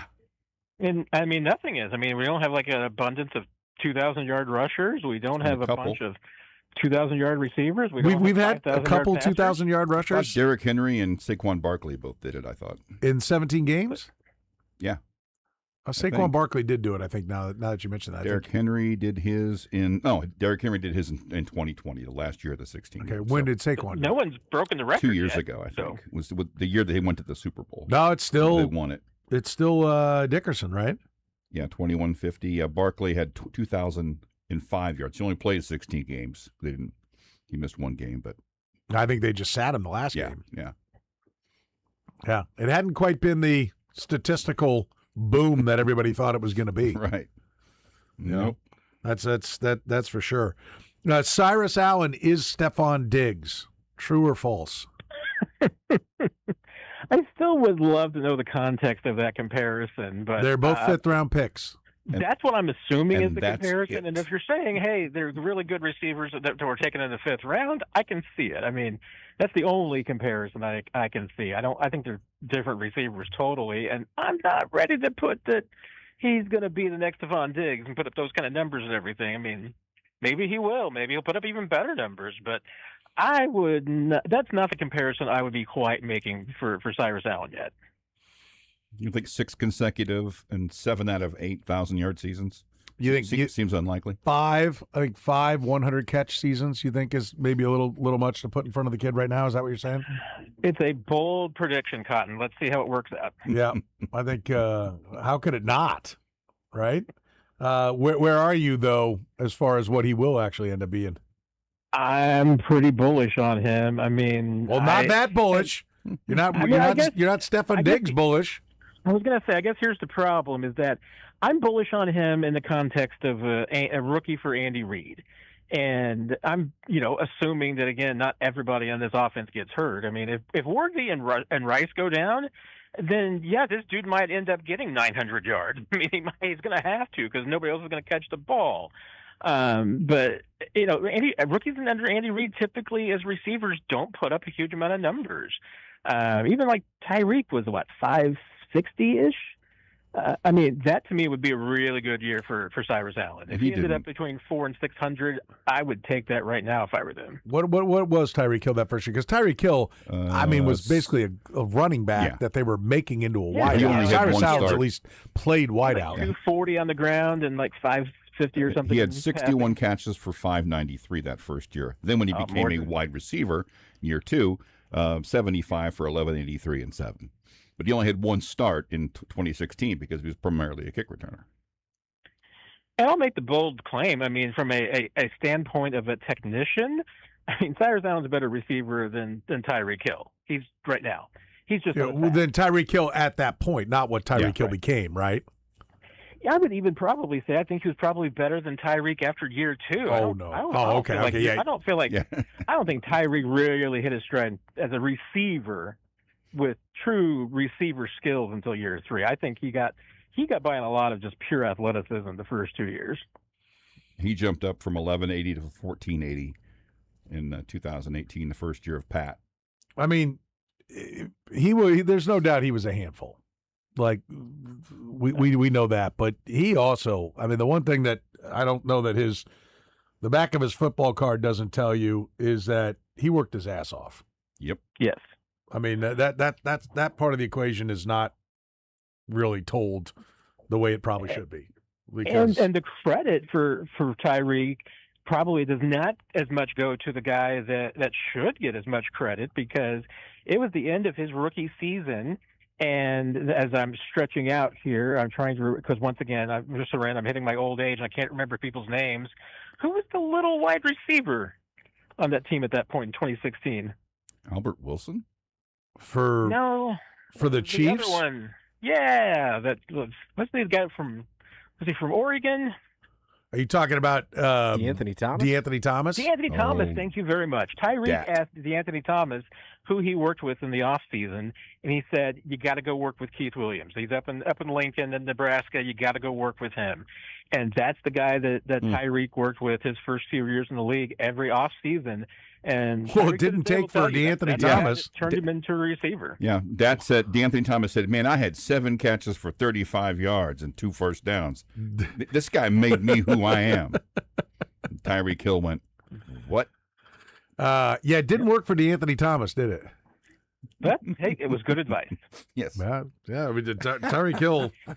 Think for a moment how bad that might have been as a receiver without that advice. He might have had negative yards. Yeah. He might have just been back there drooling all over himself and dropping the football. DeAnthony Thomas.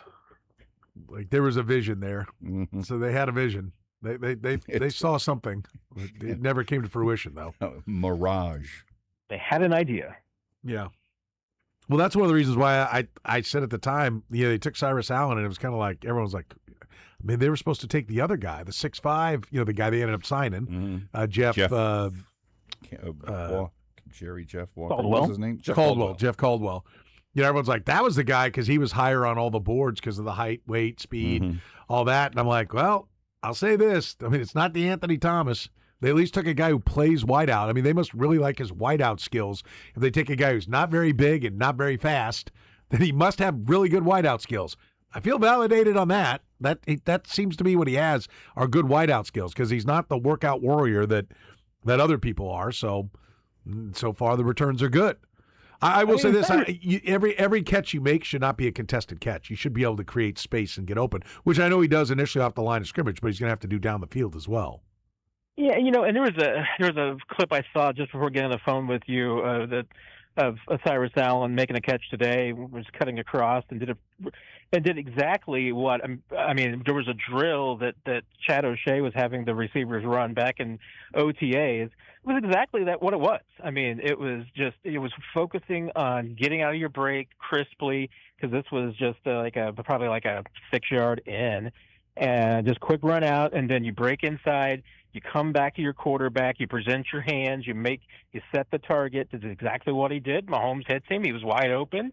I mean, it's amazing. You do what you're taught to do, and you're a crisp route runner, and you understand the concepts behind everything, and you're not just trying to run as fast as you possibly can all the time. You're trying to actually just hit your marks and have your timing down. I mean, that will get you open a lot more than just being a fast dude.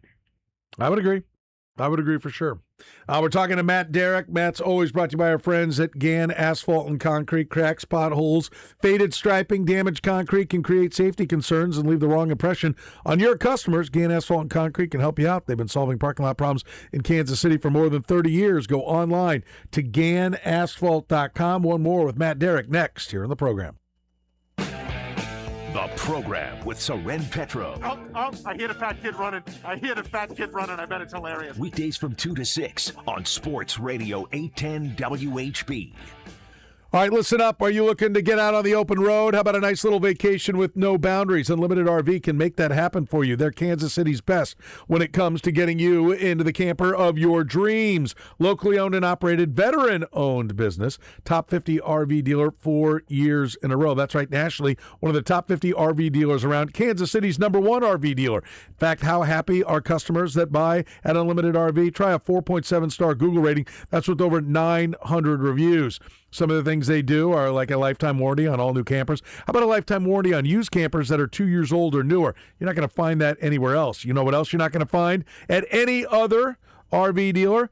How about mobile RV service for certified warranty work? That's right. They're the only one that provides manufacturer warranty work right there at your place. They will come to you, right? So what are you waiting for? 2 great locations, 4400 North Cobbler Road in Independence and 12 Hauser Road at the Lake of the Ozarks. Josh and his team are great to work with. Great people, local folks that know exactly what it is you're looking for. You want a great RV. to get out and enjoy. And you want a great deal on it. And that's what they do for you. Plus, a service department that is the best in the country. Check out Nick and the service team. They're absolutely great to work with as well. So go see Josh and the crew at Unlimited RV today. If you're looking to get out and get on the road and vacation, then what are you waiting for? Start by going to the website. It's unlimitedrv.com. That's unlimitedrv.com. Jeff Montgomery here. Baseball was my game, but football keeps me glued to the TV. Thanks to Miva Medical, I don't have to miss any football action because of bathroom trips. Visit miva-medical.com to learn more. Paid for client portrayal and endorsement. The choice of a lawyer is an important decision and should not be based solely upon advertisements. Give me one good reason why I should call DM Law. How about 3 great reasons? 1, it's easy. 2, it's fast. 3, the results. Mike's got this. 816-888-7500. Mike's got this. Hi there, Gary Joslin with Joslin's Jewelry. We're the family jeweler in town that gets recommended by everybody. If you got a diamond from another store and are tired of going back and being hassled by the commissioned salespeople, bring it to Joslin's. We're glad to see you and we're ready to help. Come see us at Joslin's Jewelry, 9529 Antioch. Joslin's Jewelry, the jeweler you'll recommend to your friends and family. Joslin's Jewelry, for the best that's yet to come. La Feta Italian Delicatessen on the southeast corner of 143rd and Metcalf. Right now, check out their rockin' lineup of gourmet sandwiches online at lafetadeli.com. The freshest ingredients and sauces with bread made fresh each morning. Kansas City's best sandwich is yours at La Feta Delicatessen. Hi, guys. This is the Rocket Roger Clemens. You don't pitch in the majors for 24 years without feeling it later. Shoulders, elbows, knees. Trust me, pain doesn't retire when you do. That's baseball legend Roger Clemens. I tried the ice. I tried rest, PT, nothing really worked. When I heard about QC Kinetics, the concept sounded promising. Non-surgical regenerative treatments that help your body heal itself without surgery. Sign me up, just what I needed, real lasting relief. Whether you're a former pro, a weekend golfer, or just want to walk around pain-free again, QC Kinetics uses cutting-edge technology and natural biologics to help restore and repair damaged tissue. I trusted them with my joints. Now I'm back doing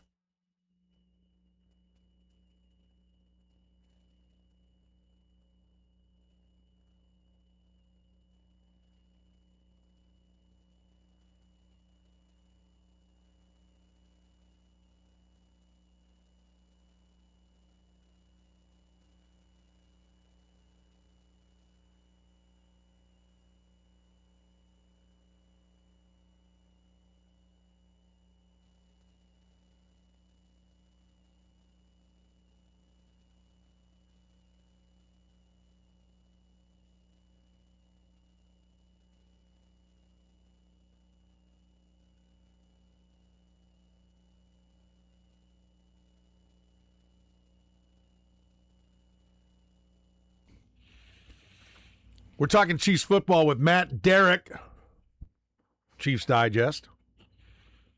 It's brought to you by our friends at Gann Asphalt and Concrete, Kansas City's best.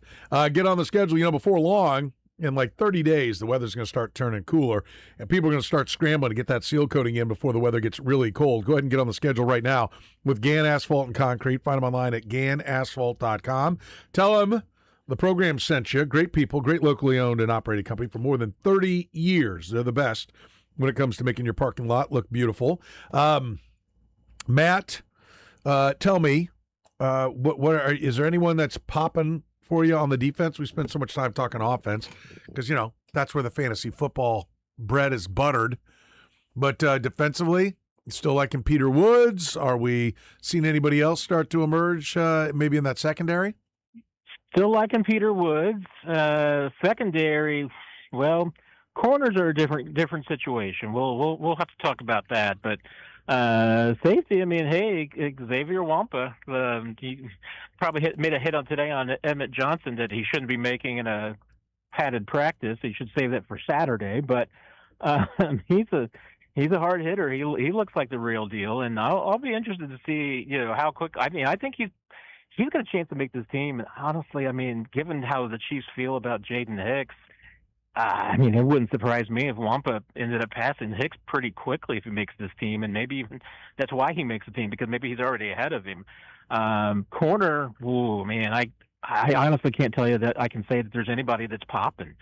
It's scary right now, Soren. I mean, without Delane going full bore yet and not going an 11-on-11, I mean, I think you got to be although, once again, we talked about this, that we wouldn't be worried until at least after the first preseason game. I mean, if he's not back to a full go by the second preseason game, I'd be a little bit more worried. And then if he's not by the third preseason game, and I don't think he's going to play in any of them, but you just need to get him out there, be a full go, and have that shoulder blade, as Steve Spagnuolo put it, done. But I mean, Christian Fulton has been dinged up and not looking terrific.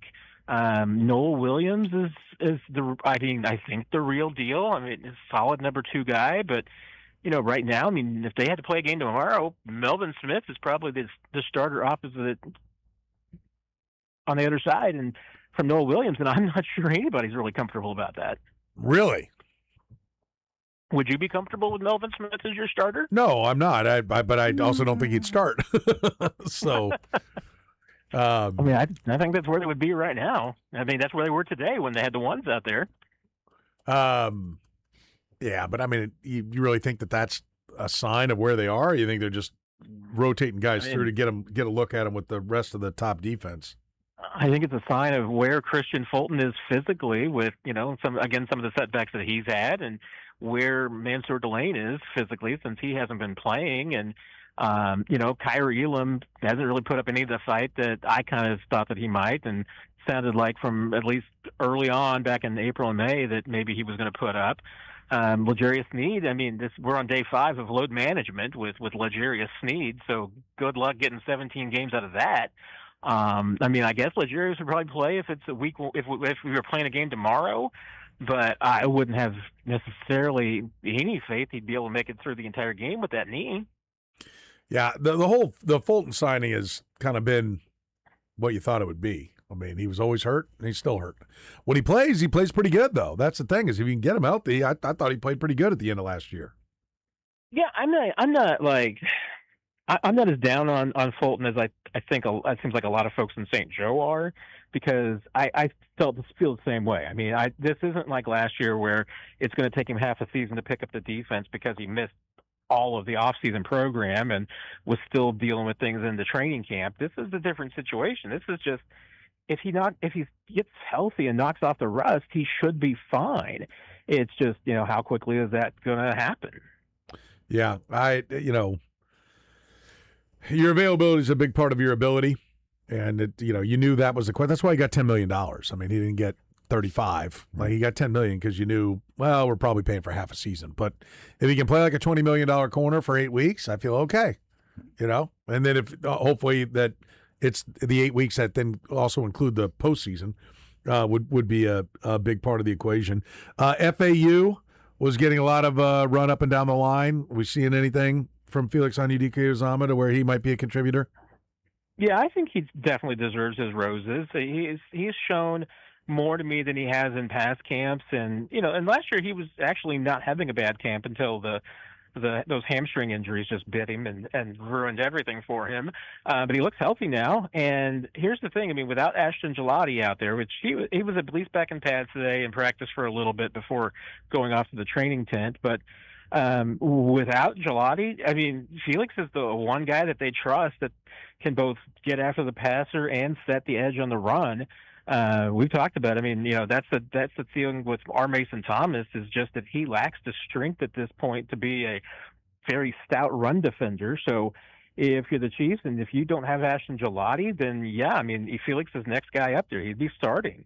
I mean, I think they're being pretty just precautious with Ashton Gelati, so I think they're going to be ready to go. But I think you'd have to expect that Felix is going to be kind of their rotational piece in there, and I don't have a lot of qualms about that. I mean, I think that's an okay role for him. I still think that he's a little limited as a pass rusher.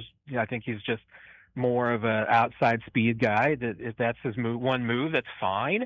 But he's added some strength, so I think at least he's been around the system long enough that he can at least give you a little bit of run defense that maybe you can't get from some other guys right now. So that doesn't bother me a huge amount that Felix is out there. And in fact, I think it's a compliment to him that he's evolved his game over the last 3 or 4 seasons. Well, I know he had like, what was it, hamstring pull that, like, basically the muscle came off the bone. I mean, like two of them. Yeah. On both sides. And so, like, I understand that you may not be able to come 100% back from that. Like, maybe he'll never be physically everything that he was. But there is a part of me that's like, okay, I mean, maybe he is. Maybe he can't get back to being 100%. And you're getting kind of a free first-round pick.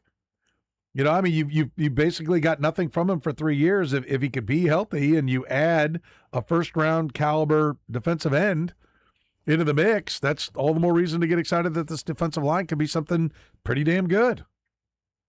Yeah, I mean, and when you do add in Peter Woods, you're talking about adding our Mason Thomas, and once again, I mean, as situational as a pass rusher, yeah, I mean, I would be really excited about this defensive line, and because Kyrie's Tonga looks really good too, and I mean, depth is a problem. Yes, I mean, they're going to have some guys that you've never heard of maybe make this roster. Yeah, and I don't say you. I'm probably thinking just a rank and file Chiefs fan. No, I know what you mean. Yeah, I think you're right. That's going to be one of the come on down. That's going to be one of the big questions for sure. Is depth probably on both sides of the ball. Matt, great stuff. We appreciate it. We'll talk next week. Sounds great, sir. And take care, my friends.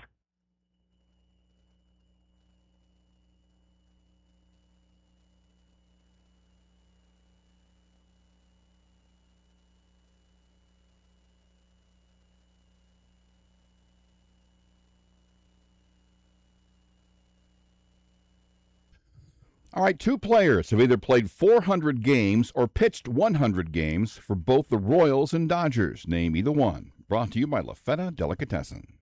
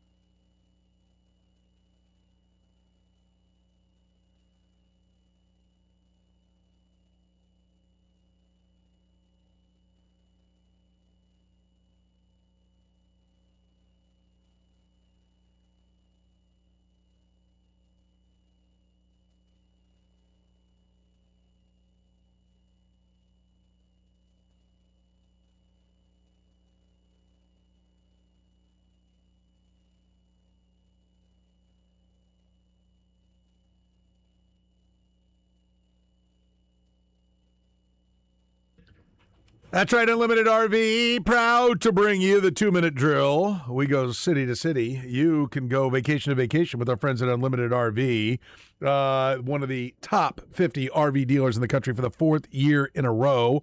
Congratulations to Unlimited RV, Kansas City's #1 RV dealership. 2 locations in Independence. It's 4400 North Cobbler Road, 12 Hauser Road down in the Ozarks. Get out and enjoy. Lifetime warranty on all new campers. Lifetime warranty on used campers that are 2 years old or newer, with a 4.7-star Google rating on over 900 reviews. Why would you go anywhere else than Kansas City's best? Unlimited RV, great service, great vehicles. You can get them right now. Go to unlimitedrv.com. That's unlimitedrv.com. Let's get things started. On the drill, we begin in Las Vegas, Nevada, the Las Vegas Review-Journal, ESPN Las Vegas. He is Adam Hill. Adam, how are you, sir? I'm good. How are you? Pretty good. Pretty good. What do we make of Kirk Cousins and Max Crosby basically being penalized for fighting? Is this going to go over well? Is this how you endear yourself to your new team if you're Clint Kubiak?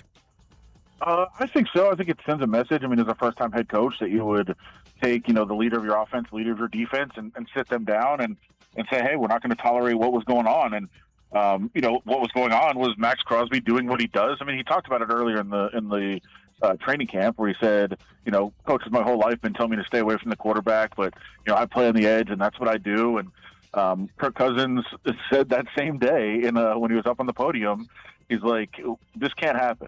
Like, we can't have our pass rushers getting after our quarterbacks and making contact when they're trying to throw in training camp. So hopefully that doesn't continue, but it continued. And Kirk Cousins let it be known he wasn't going to put up with it. I think it was finally about time for somebody to do that. Just so happened to be Kirk Cousins. And, I know that Kubiak doesn't want to allow that to just, happen. You can't have 2 of your star players fighting. But at the same time, I think he's taking control of the team and saying, it's not Max's team, it's not Kirk's team, it's my team. And, that's not going to be allowed. Is Max Crosby a jackass? Are you going to put this clip out? No, like you did to me when I lit up the or not you, but Cofield did to me when I lit up the Big 12 commissioner. No, I'm not going to do that to you. I think the people that love him, and he loves them, and it's great. And is that a diplomatic enough answer? Yeah, that's pretty good, because then there's the other people that we can figure out from that answer. Okay, I see. Yeah. Is it going to ultimately, is this his way of starting to try to just shoot his way out of town and force a trade on down the road since the Ravens one got reneged? No, it's what he does. And I say that, and I wrote this in my column on Sunday, that, for better or worse, this is what he's always been, right? He says he needs the practice on the edge and over the edge to make himself the best player he possibly can be. And to give him credit, I mean, he went from unheralded kid at Eastern Michigan to one of the best pass rushers in the league. This is what he's always done. I mean, this is something John Gruden talked to about when he was a rookie. There's a famous story, and they kind of go back and forth on what they actually meant. But he said to knock it off. John Gruden said, "Knock it off, or we're going to cut you." And Max Crosby was terrified he was going to get released. What John Gruden said he was saying was, "We're going to start cut blocking you during practice if you don't knock this off," which was getting too close to the quarterbacks, embarrassing their tackles at times, and also knocking the ball down every single time the quarterback was trying to make a pass. Gruden's like, hey, the offense has to practice too. But this is what Crosby does, and he has to win every drill. And if that means either he's going to win it out of effort or he's going to win it out of telling everybody else they can't compete with him, he's going to win every drill, and that's what's going to happen. And it's what's happened every single day I've been at practice for the last 6 years. And they've been a turd team all along. I would not disagree with that statement. So maybe get a big picture view here, Max. By the way, he does every interview with no shirt on. I know he loves his tats and all that kind of thing, but he's not exactly the 8 years in the league, 8 years of NFL weight room. What are you trying to get? What are you trying to get me to say here? No, I don't know that he owns a shirt that he's done an interview in. That's fair. When he comes to podium, no shirt. When he goes on NFL Network, no shirt. But he's not that like usually those guys, like, it's an NFL locker room, and there are guys that you're just like, my God, that's a different species, right? I'm not going to criticize Max Crosby's physique. Well, I will. I don't mind. Okay. Like, I mean, he's not Justin Houston. He's not Myles Garrett. He's not guys that you're like, whoa, God, that guy's I don't think it's about the physique necessarily with him either. Like, if you invested that much time in tattoo chairs, wouldn't you want to show them off? Well, I know that's why he's got no shirt, but I'm just pointing out that why how a player I don't cover, haven't been in the locker room. I'm like, I think he actually looks kind of soft. I mean, I'll be honest with you. I mean, he plays well, but I'm not impressed. So he's overcome, I guess in your mind, jackassery and a bad physique to be one of the best players in the league. So that's good. That's right. Yeah. I mean, I just wonder what he could be if he actually went to the weight room. I don't know that. I think all these things he does. He does go to the weight room. I know that. I think all these character traits and all these other things about him do make him better on the field. I do. I wish that some of the things he does he didn't do. But I think that they do make him better for whatever reason. Okay, that's fair. That's fair. Tell me, Brock Bowers, is he going to be healthy this year? Is he healthy now? I don't want to answer this question because we're doing a fantasy draft soon. I've said multiple times during training camp that I think Brock Bowers might set the record for receptions and yards in a season for any player, not just tight ends. It's unbelievable the amount of usage that he's getting in this offense, how much Kirk Cousins loves throwing to him. He's open literally every single play. They almost have to sit him down sometimes so the defense can actually practice, like I was referencing on Max earlier.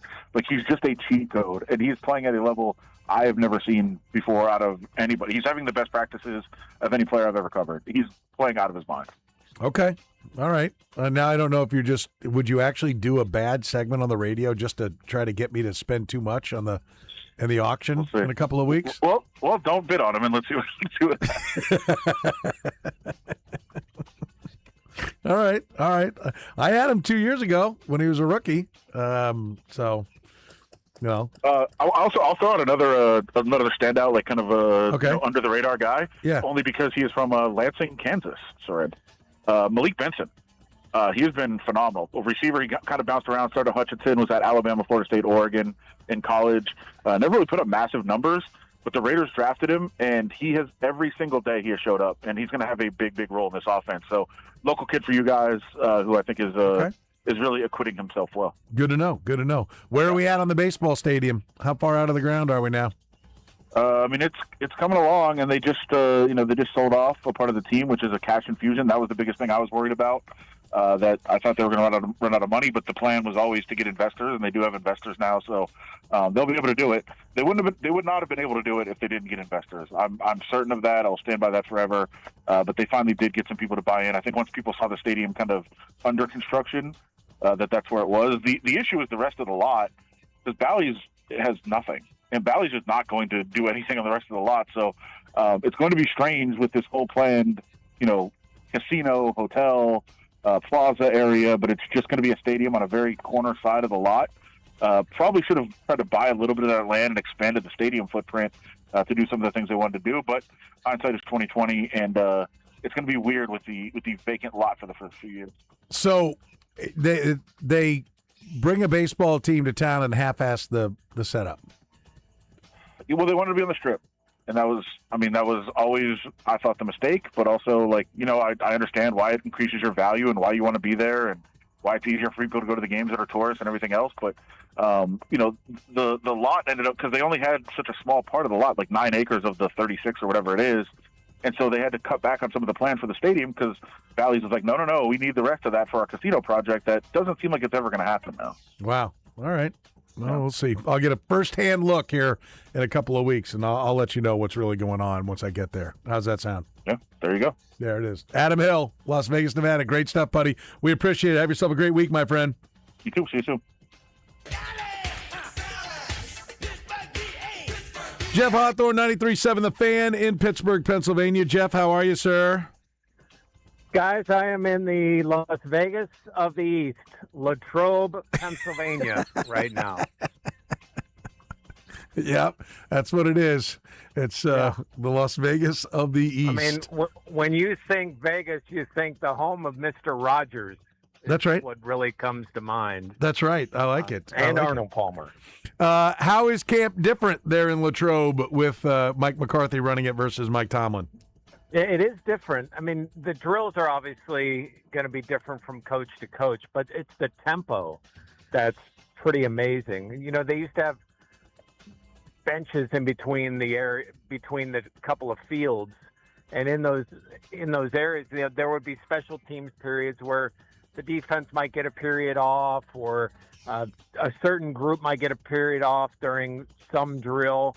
Now they're working everything everywhere. I mean, there are no benches. There are no off periods.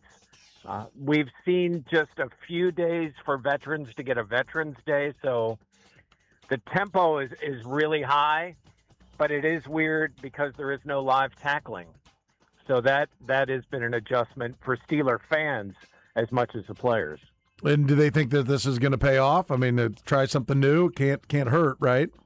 Yeah, McCarthy says, you know, when he was first coach at Green Bay, they did live tackling, but he believes that over time that you can teach technique and stay healthier. Now, they did do this with the Ravens for the last few years of Harbaugh there. So, I mean, and they had some good defenses. So, I mean, I understand the thought process.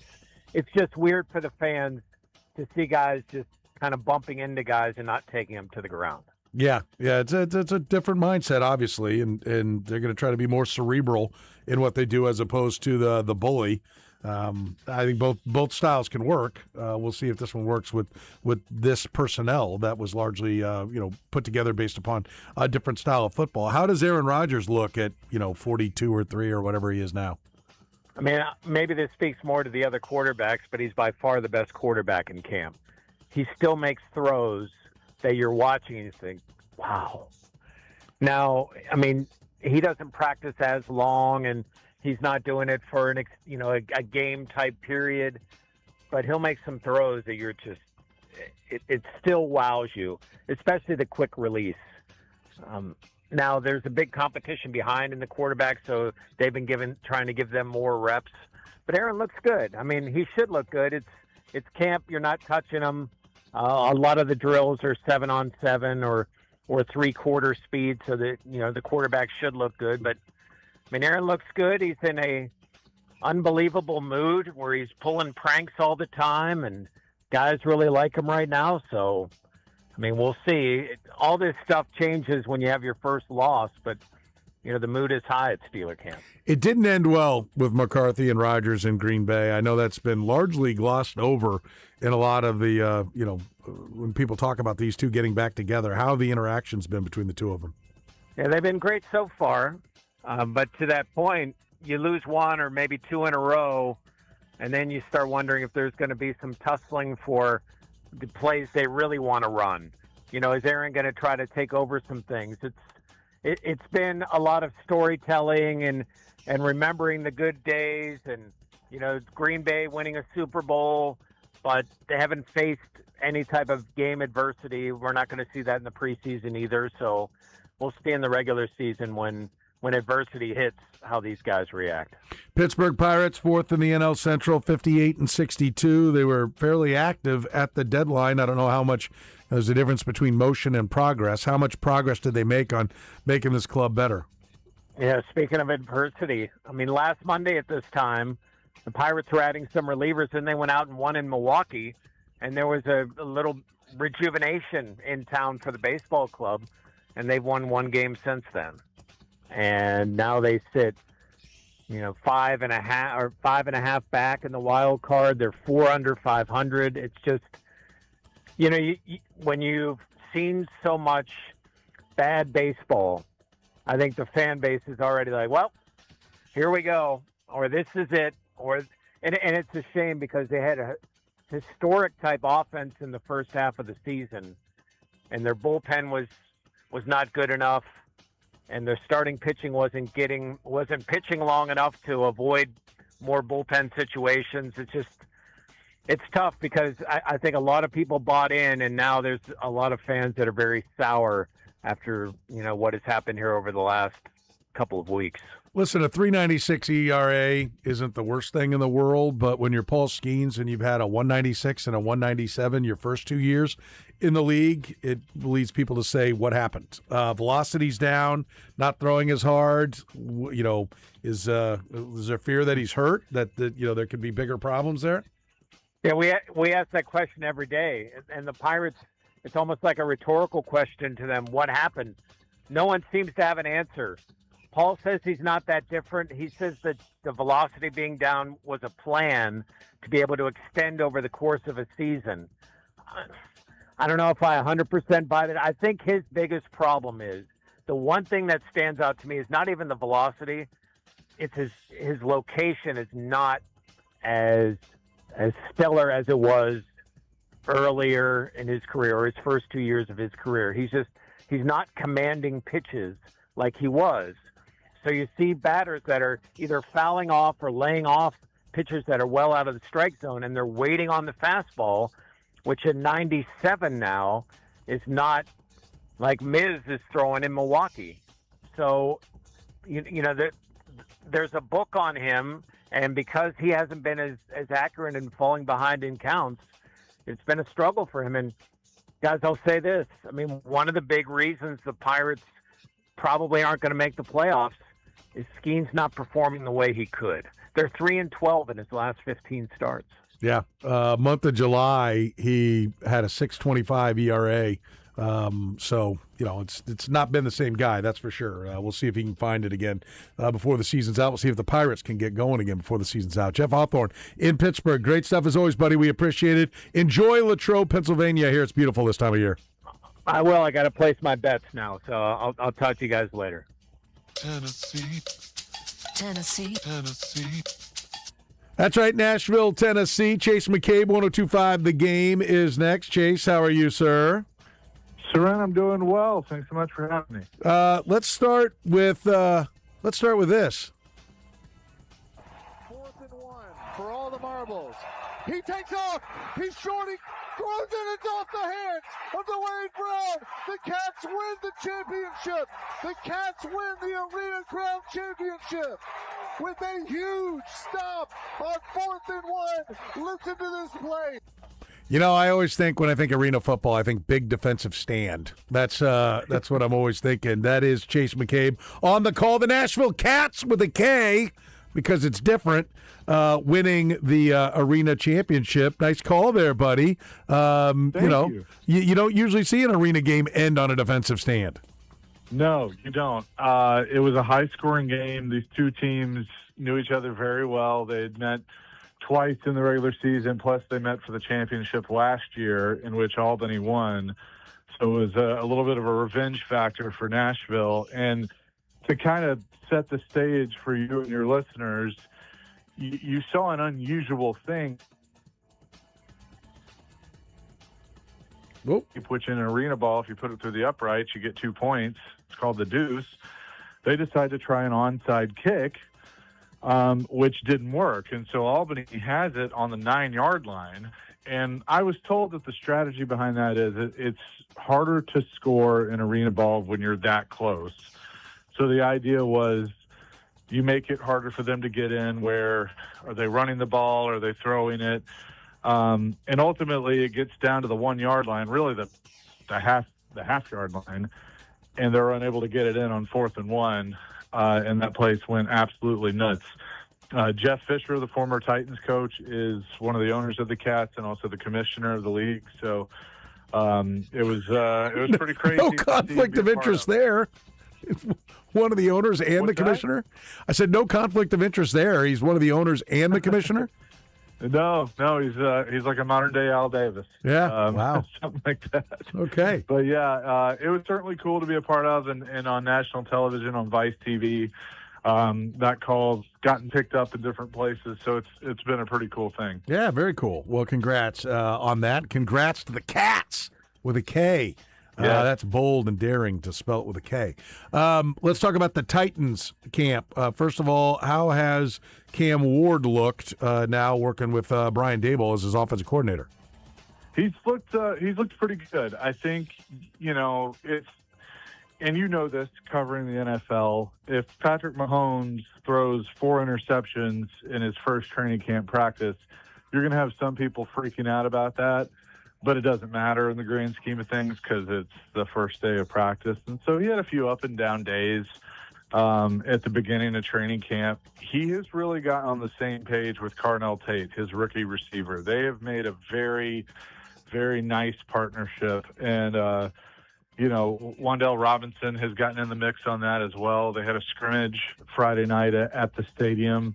And it was the Cam Ward and Carnell Tate show, which I think Titans fans are very excited to see.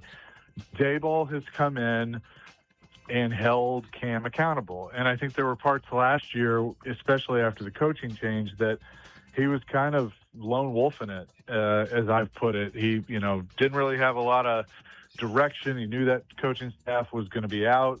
I don't think he and Brian Callahan were on the same page on some things. And I think that he is with Brian Daboll. So that offense, I believe, is going to be fun to watch. It's going to be a lot more efficient.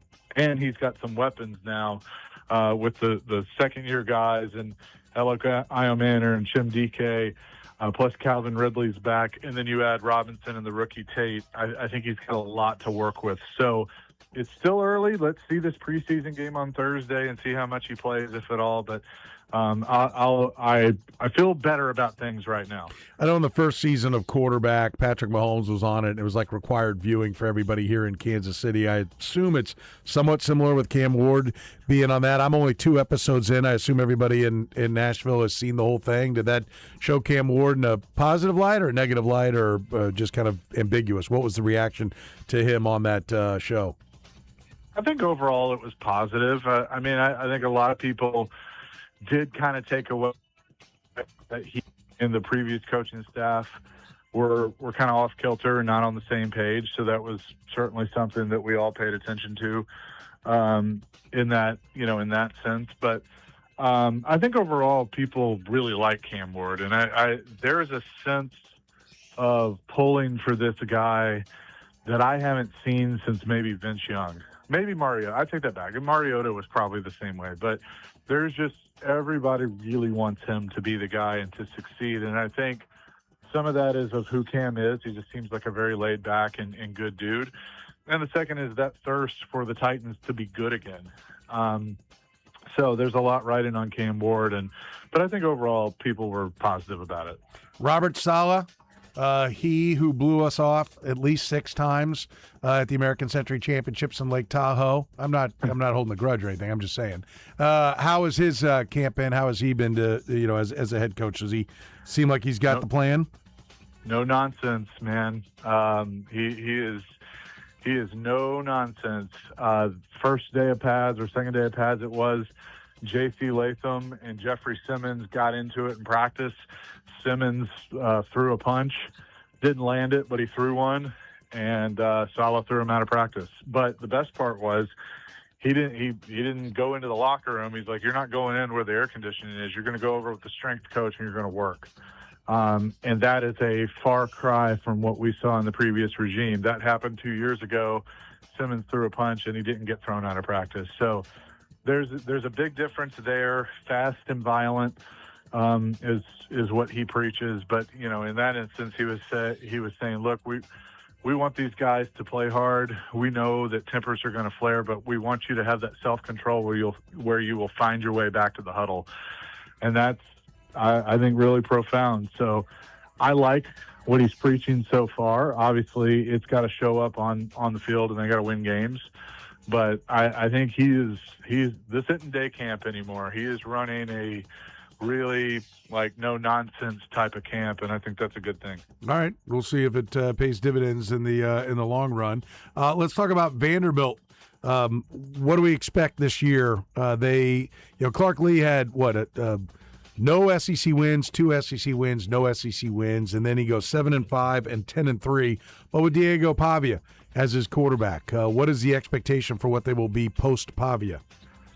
I think there is a lot of question marks with them right now in a fun way, but also, who's the quarterback? They have Blaise Berowitz, who was Diego's backup for the last couple of years, had transferred with him, so he knows the offense, and he seems to be the guy right now. And they have a freshman on the roster as well that I think Jared Curtis is the name, who is a local product from Nashville Christian, that people were thinking he was going to be the starter as a true freshman, but it seems like he's just not quite there yet. And to me, that's not a terrible thing. I mean, but in today's NIL era, if you're paying him a couple $1 million, you want him to get in there and start playing. So that's going to be interesting to see. They have a lot of pieces back on offense and defense. Not as much as last year, but still have some veterans back. So I'm not saying 10 wins, for them, but I think they can still be a decent SEC team and be more than just fighting for that 6th win to get to a bowl. I could see 7-8 wins somewhere in there for them, but it all depends on the quarterback and how he's going to play. And my guess is they're going to use both of them. I know there's a lot of money in the alumni, but are they willing to spend it on sports? They weren't, but now I think they are. The whole view of things with the university, I think, has really changed. And Candace Story-Lee, the athletic director, has had a lot to do with that. Obviously, she played there in basketball, but she's gotten a buy-in from the chancellor above her and everybody around her that, look, athletics are important, especially, in today's era, we can compete. And I think they've shown that. I mean, look what Mark Vines is doing in basketball. I mean, he's going to have a team this year that might be a Final Four team. So, they've done it in women's basketball. It's gotten better. Tim Corbin in baseball speaks for himself. Why not football? So I think that there is much more of a buy-in now, and therefore you're getting the alumni and the boosters that are wanting to spend that money on athletics and help to make it better. They did a bunch of renovations to the stadium, and it's so much better than it used to be. So I think the buy-in's certainly there. Okay. All right, we'll find out. Finally, you mentioned stadium. Is this the final year? Refresh my memory. Is this the final year for the Titans' old one before they move into the Dome? This is it. They will open it for the final time on September 13th against the Jets, and then they will close the regular season out. I guess they'll close the home schedule out against Pittsburgh on January 3rd. So Aaron Rodgers' retirement tour comes through Nashville, and they will close the current Nissan Stadium. The new one, I pass by it every day. I mean, my guess is they're working on the inside more than the outside. They're finishing up the roof. Hopefully, as they put the seats in, there will be no obstructed views like we have in Buffalo. So that would be nice. But that thing's coming along. So this is it for Nissan Stadium. PSLs for the fans? Yep. Yeah, they continue the PSL program, and that was, a little bit of a point of contention because what they did is if you had a PSL at the old stadium, they gave you a credit for the new stadium, but credit didn't really cover all that much because the seats were so much more expensive. But I know several people that have moved over to the new place, and what a lot of fans ended up doing is they have sold their tickets for this year to kind of help pay for the new stadium and next year. But I think they're doing well with ticket sales. I mean, obviously they're going to have a lot of corporate help as well, but like I said, I know several people that have bought tickets. Well, that's interesting. So they had the PSLs in the old place, and then they moved over. They get just a credit for what they spent back in the day, not what it's necessarily worth. Yes, yeah. So that was kind of so if you paid $1,500 for your PSL, you're getting $1,500 for your new one, and that barely And then you know. what would they be charging now for what was 1,500? I know some people that I think lower deck was in like the 10,000 range. Yeah, that's what I'm for a PSL. And so like for one ticket, right? That's one ticket. Right, that's one ticket. So what a lot of people did, like if you had 6 at the old place, maybe you went 4 to the new place or 2 to the new place, because you'd get credit for all of those. But so I know like a few people that went from 4 to 2, you know, to kind of make up for it. But like I get it, everything's more expensive now, but that was something that definitely was discussed on our shows of this doesn't seem like a truly fair trade-off. Yeah, no, it doesn't. That's interesting. That's good to know. Good stuff. I like that. That's got a number of questions I'll be asking. Chase McCabe in Nashville, Tennessee. Great stuff, buddy. We appreciate it. Have yourself a great week, my friend. Thanks, Turan. Anytime.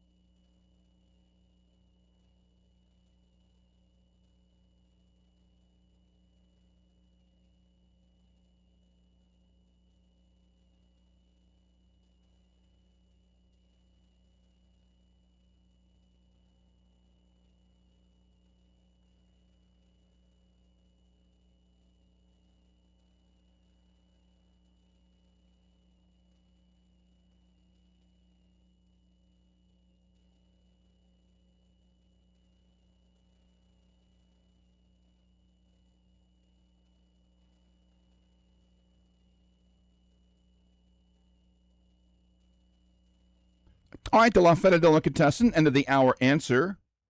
2 players have either played 400 games or pitched 100 games for both the Royals and Dodgers. Well, that says to me either one. It says to me you've got a hitter and a pitcher. Mm-hmm.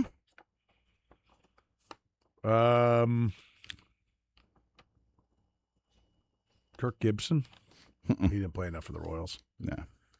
You pull up the list. Might need a clue.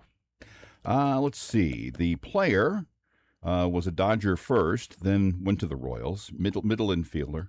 Jose Offerman. Jose Offerman. 415 for the Royals, 579 for the Dodgers. He was a Royal 96 to 98, where he hit 306. Good hitter. So-so fielder. To be kind. Not much of a fielder. They moved him to first base, for God's sake. Yeah. Well, he could hit. Pitcher. Do you know that he has the highest batting average in Royals history? That crazy? 1 point higher than George Brett. That's kind of insane. Yeah. If you're Brett, doesn't that piss you off? That's yeah. got to piss you off. He's not now. He didn't hold the franchise record for batting average or home runs. Yeah. Stiff. What use are you? Would you be irritated that Jose Offerman yes had you by 1 point? I'm okay Salvi knocking me I'm off irritated, the list, and I'm not even George. But he's like, what? Well, give me a bat. Let me get a couple hits. The pitcher was a Dodger first and then a Royal. There was a stop in between. Let's see. Tim Belcher. Former number 1 overall pick. 101 games for the Royals. He was 42 and 37. 138 for the Dodgers, including the starting pitcher of Game 1 of the 1988 World Series. For a long time, Tim Belcher had the record for most wins by a number 1 overall pick. Yep, 146. Which wasn't that much. But did Mike Moore pass him? I think maybe Mike Moore. Mike Moore 161. Yeah. I think that's still the mark, which is kind of amazing that nobody's had 200. Well, because I don't know. What would be your theory behind pitchers that are that good as frequently as pitchers are 1-1s? Maybe it's just a numbers game. There's how many pitchers have there been in Major League Baseball, and how many have been 1-1 picks in the draft? It's probably less than 0.5%. And it's a more inexact science in baseball than it is in football. Quarterbacks taking 1-1. You might think there's more connection there. I think also they would tend to be college pitchers who have probably been overworked. They're probably a little bit more likely to be, maybe worn down a little bit when they get there. And then also I think that they're already as good as they're going to be. Where a high school, like a guy like, you take Luke Hochevar, number 1 overall, and at like 6 or 7, Clayton Kershaw goes as a high school pitcher. Like there was more upside there. With Kershaw, there's more upside with the high school guys, but you got to get the right one. There's also way more downside. Only 7 have won 100 games. Mike Moore, Garrett Cole now is second at 159. David Price, 157. Andy Bennis, 155. Tim Belcher, 146. Floyd Bannister, 134. And Steven Strasburg, 113. And what's tops? 161. By Mike Moore. He's under 500. He lost 176, which is... Is there anyone closing in on that? All those guys are done, right? Not really. Let's see, because you go down from that and it's 78. Ben McDonald. My gosh, who's the Casey Mize is the highest from among active pitchers. He's got 27. 27. It's kind of amazing. Our thanks to the guys on the drill. So how about the PSLs? Whoo boy, I haven't followed that as. Try that again. I haven't followed that as closely as you have. When he said 10,000. Oh no, I know the numbers. I know that's the number for the good seats are going to be a lot. You're going to be paying, and I'm sure they will do a payment plan. Who doesn't? Why not pay more with the interest? But the thing that jumps at me is they're going to hype it as, well, you own it and it has value and you can sell it.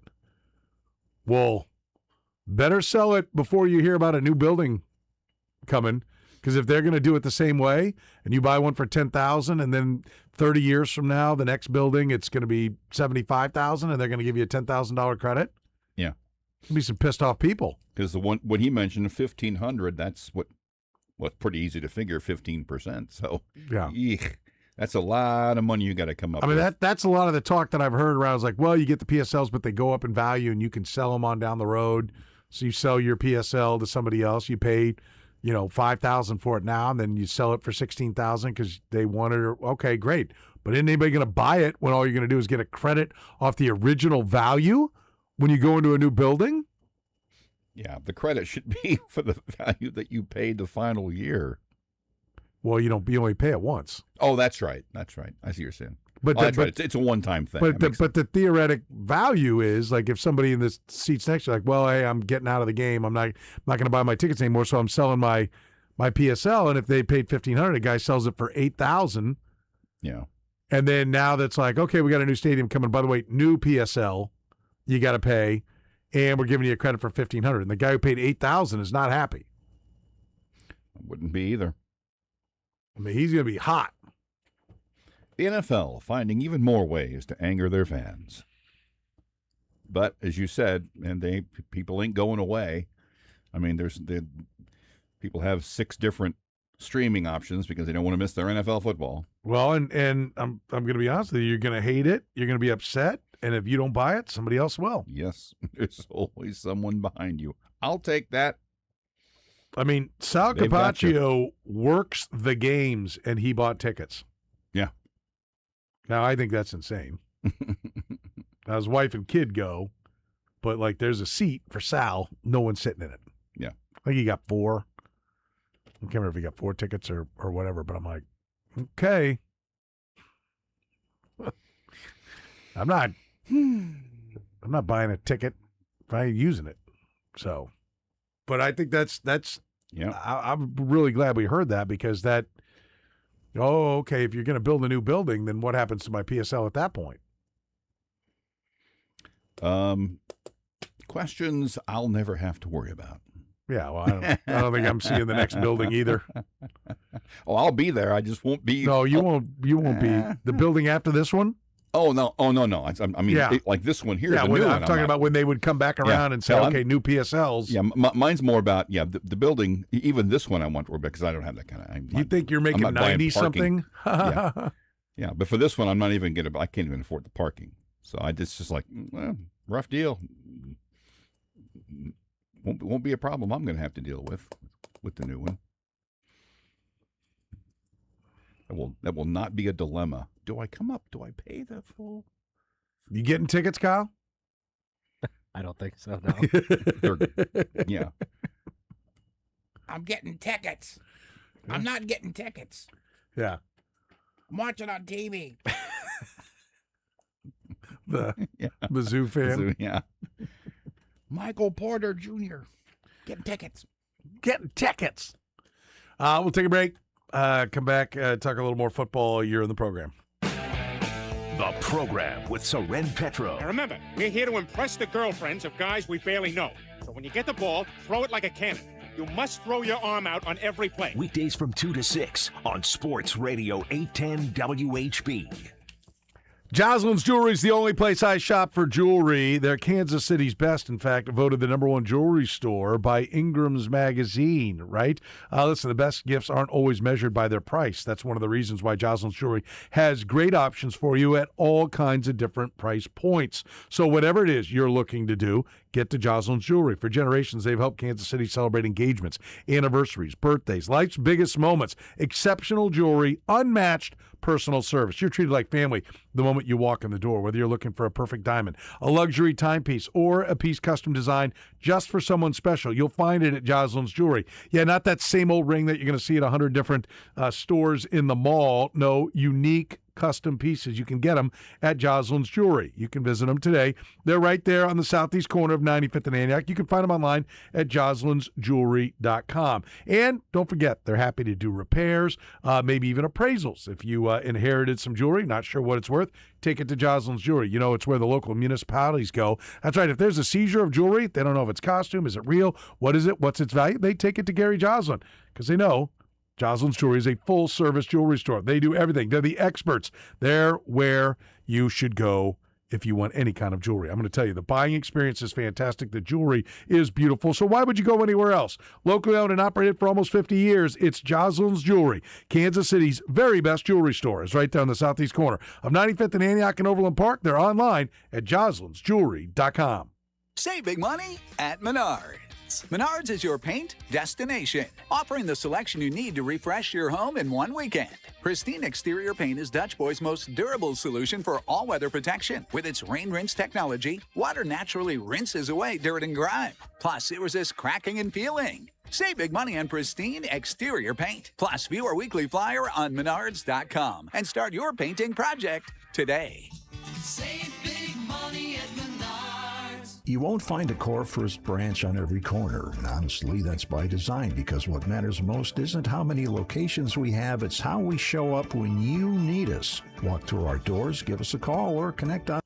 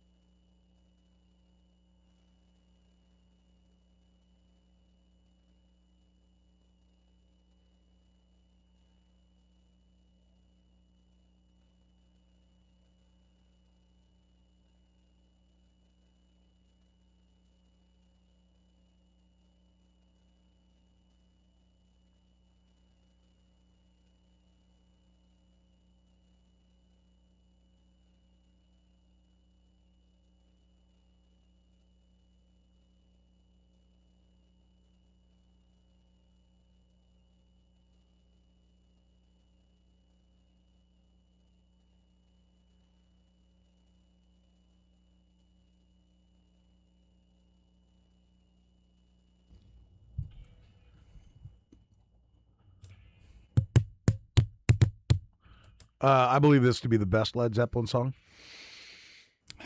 Certainly up there. It's John Bonham Tour de Force off the first album. It's the first song off the first album. 1-1. Do you concur on it being the best? It's not my favorite, but if anybody wants that, I've kind of evolved over the years. If someone says it's the best, that means have you evolved or just become too lazy to fight? No, I don't. What do you think it is? I think I've evolved to the point where it's something that's that subjective. If that's someone says that's their best song, okay, that's the best song. I'm not going to tell someone they're wrong what they think the best song of the band is. Okay.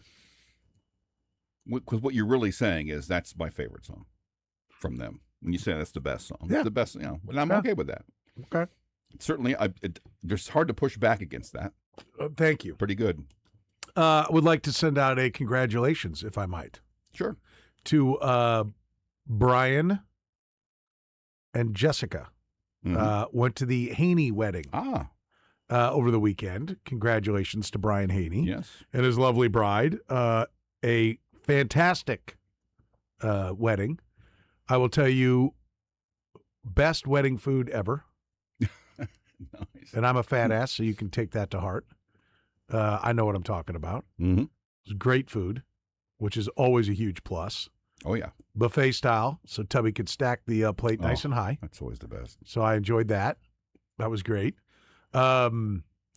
He kicked a field goal. It was the first wedding ever at the new what is the full name of the stadium? Kansas Booth Memorial Stadium or something like that, I think. At the kind of the event center at the north end. Yes, Yep. I've done an event there. I think the place is fantastic. Was great. Kudos to the folks Yes. at Kansas. That is, if you are looking for a space or something there in Lawrence, that was great. I don't know that Fatty needed a half-mile walk in 100-degree heat wearing a black suit, but, I got that. I got it. That's how he opened the festivities. I don't know if that was awesome, but you can't just park right in front, so... I got lucky. I parked on that little side street about 5 cars away. I'm sure there was a little bit more activity the night you were there. Boger told me I was a moron. I should have parked where he told me to park on one of the side streets. So thanks, boss. Appreciated that. And got there. We weren't late or anything, but by the time I had to park and walk, the missus, she likes to be on time and everything. Almost everybody was already seated, but we were still before. It wasn't like we were walking in the middle of the music, everything. And I could tell she was not happy. I said, well, where, she's like, where do you want to sit? I said, anywhere, just get me an aisle. Just sit on the aisle. So we're on the far left on the aisle. We sit down, and we sat there for about 3 minutes before there were like 4 chairs open to us and the people that were on down the aisle. And after about 3 minutes, finally, Nate Bukaty leans forward and goes, are you even going to say hi? Didn't even look down the way. It was Nate and Chad and their wives and everything. So that's fantastic. Nate felt compelled to dance at the wedding. Nate can dance. I've got video proof. If anybody wants to see it, just ask me. I'll show it to you. He decided he was going to cut a rug pretty good there. And did he do the splits and then pull himself back up like he's James Brown? I did not see that. That's probably past. I think he's past his prime. That's on in that his one. 30s, Nate. And in the middle of the wedding, Brian Haney knocked through a 20-yard field goal. It's a fact. That's good. He wants a ring. He gets a ring.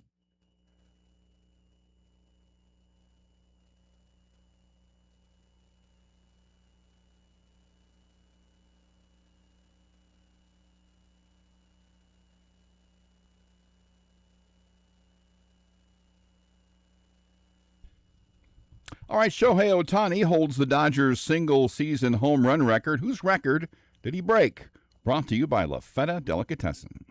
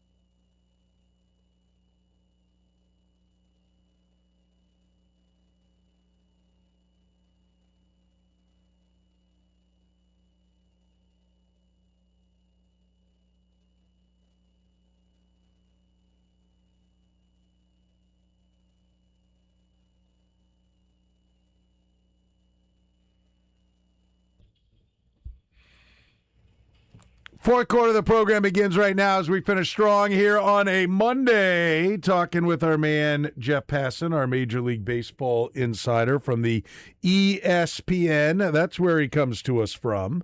ESPN, brought to you by our friends at Lafetta Italian Delicatessen, right there at 143rd and Metcalf, southeast corner. Coming very soon to Prairie Village. That's right, the Corinth area. Jeff Passan will have a Lafetta right around the corner from him coming very soon. Check it out. The rockin' lineup of subs. I'm a fan of the Boss. That's my favorite.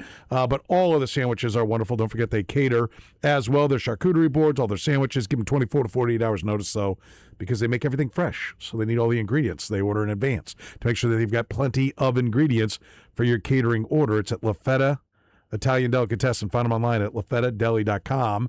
Jeff Passan, how are you, my friend? Sir and Petro, I am well, and yourself? Good. No complaints. Watching Jack Caglione go 4 for 4 with 2 doubles, 2 home runs. I think Curtis, you pulled the numbers before the age of 24, right? The company he shares.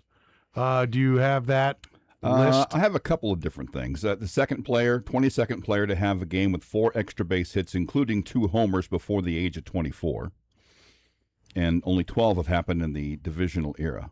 So 12 since 1969. But there was one that you had the list of names, and it was like who's who of. Yeah, this is 4 for 4 with 12 total bases, 23 or younger, is Vlad Guerrero, Darryl Strawberry, Gary Gaetti, Mickey Mantle, Duke Snyder. There was one more. I had so many lists. I'm trying to think what the other one list was.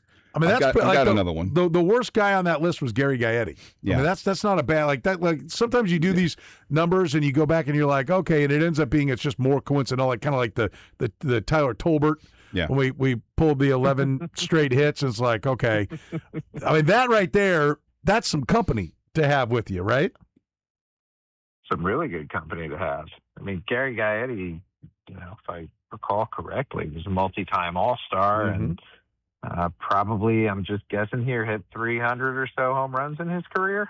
Like, he was a very good baseball player. And if that's the floor of this list, then Jack Caglione at a young age is keeping excellent company, and it's precisely why the Royals want to keep him around for a long time. Yeah, exactly. 360 for Gaetti. 360, and he had 30 home runs as a Royal at a time when he was about the third or fourth guy to do it in the history of the stadium back in that era. I mean, there was Balboni, Brett. Year. Yeah, there was Balboni, Brett, and Mayberry, and that he might have been like the fourth. Chili Davis might have been Chili Davis and Dean Palmer. I can't remember where they were in there, but there hadn't been many guys to do it, and he did it here. Yep. In 137 games, a slightly strike-shortened season. Yeah, I mean, he was a heck of a player, and that's on there. So does that mean that in a disappointing season, the way the Royals make their fans happy is locking up Jack Caglione this offseason? Should that be a priority for them? A priority. I mean, I think it depends on what the team's priorities actually are, because I think it's going to be hard to lock them up, and I think it's going to be costly to lock them up. And if you don't have a really good sense that this is something that Jack Caglione is interested in too, and something that he wants to spend time trying to find a happy medium, then, maybe it's not something that's worth investing a ton of time in unless the feelings are mutual. Beyond that, Seren, we have no idea what the economic system that governs baseball is going to look like going into the 2027 season. There is a large fight that is brewing over that right now. That fight is going to continue well past the lockout, at which point no business can be done. So if you are the Royals, and if you believe getting an extension with Jack Caglione done is, if not the top priority, then among the top priorities of your offseason, you essentially have a month to do it, to get to the point where, they probably know what the vicinity is. But, I mean, let me ask this, how comfortable are you giving Jack Caglione a 9-figure contract guaranteed right now? Well, that's the question. And that's where I was going to go next, because I think there are a couple of forces at work here. Number one, listen, he's gone into the hole after a ball that he didn't get to, that the second baseman got to, and then they didn't end up making the play because, it's a tough play for the second baseman running that way to make the throw to a pitcher who's covering. Like, he hasn't necessarily been like captain instincts over there at first base. Now, he also hadn't been playing first base. I'd like to think that he'd be better if he'd been playing first base all year. But it does get a little bit trickier because I don't think he's ever going to be a great right fielder. I mean, he can throw, but he's never going to be fleet of foot and run down a bunch of balls. So if he's not going to be a good first baseman, if you're tracking towards more being a DH, then there is some concern. He's not going to be a DH. Come on. Well, I think they'll play him somewhere until they have someone better to play at those spots. But if he's a butcher at each spot, then that does take away from his value. You don't agree? Guess I agree, but I just don't think he's a butcher in the outfield, and I don't think, considering what the baseline of expectations is for a first baseman, I have a very difficult time believing somebody who is as athletic as Jack Caglione is would be that bad at first base that you have to relegate it to DH. Well, I would tend to agree. I mean, you're walking into you're lifting me up onto one of my soapboxes. I would like them to get him at first base and let him get to work at being the best first baseman he can be. That would be what I would say. My only concern, I do think he'll be good enough at first base if you would put him there and leave him there. My one concern is the power is straight away, right? Like that will age. That's a concern. Well, yes, it is a concern. I mean, shouldn't be. Look at Danny Tartable's career arc, and I don't think it's that it's straight away, but it seems to only be straight away.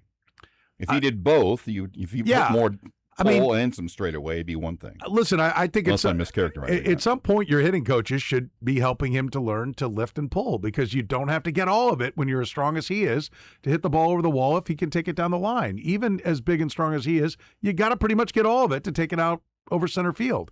And so he will age if he can't learn to pull the ball. The power will grow old quicker than most power hitters do. So aside from the plate discipline element, tell me how Jack Caglione is any different than James Wood, who is one of the best hitters in baseball now, and whose power is almost exclusively as a left-handed hitter to center field and left field. There's a lot of Caglione in him, man. A lot. I will trust you. I haven't watched enough of him. He's just stats on a screen to me. I haven't really seen any of his games, so I'll trust your judgment on him. I mean, it sounds like there's not much of a difference, but I'd have the same concern with him. I just don't. I think that trying to take somebody who's got elite power already and have him guide it or have him think about where he's going to hit it is doing him a disservice. To me, you say to Jack Caglione, go out there and hit the snot out of that baseball. And I don't care if it goes on a line to left. I don't care if it goes in the air to center. Yeah, but I think you're drifting away from what our original conversation was. You're making it about hitting today, and I'm talking about investing tens of millions, over $100 million for years to come. And so I think I said the concern is this, because if you're talking about a 12-year deal with an opt-out after 7, if you're talking about having him locked in and he goes Chris Davis on you, like that's a problem for the Royals. So, I mean, I think anytime you go long-term contract and you're a small market team, you've got to be worried about the back end of that deal in a way that the Yankees and Dodgers don't have to worry. Which is precisely, Soren, why I keep him in right field, because if you go and look at the history of long-term extensions for this age that are signed, there has never been a first baseman to do it. You had John Singleton and you had Evan White, a couple of guys who signed deals before they came to the big leagues, but nothing of the there's a whole market there already for outfielders. At the top end, you've got Julio Rodriguez, who after his rookie year going into his second season signed for 12 years and $210 million. You've got Michael Harris, 8 years and $72 million. Corbin Carroll, 8 years and $111 million. Jackson Merrill, 9 for $135. Like, with outfielders, there's a pretty set standard there. And I think that Caglione probably falls somewhere between Harris and Carroll and Merrill. You look at some of the extensions that were signed this year, for example, just among shortstops. Colt Emerson, 8 years, $95 million.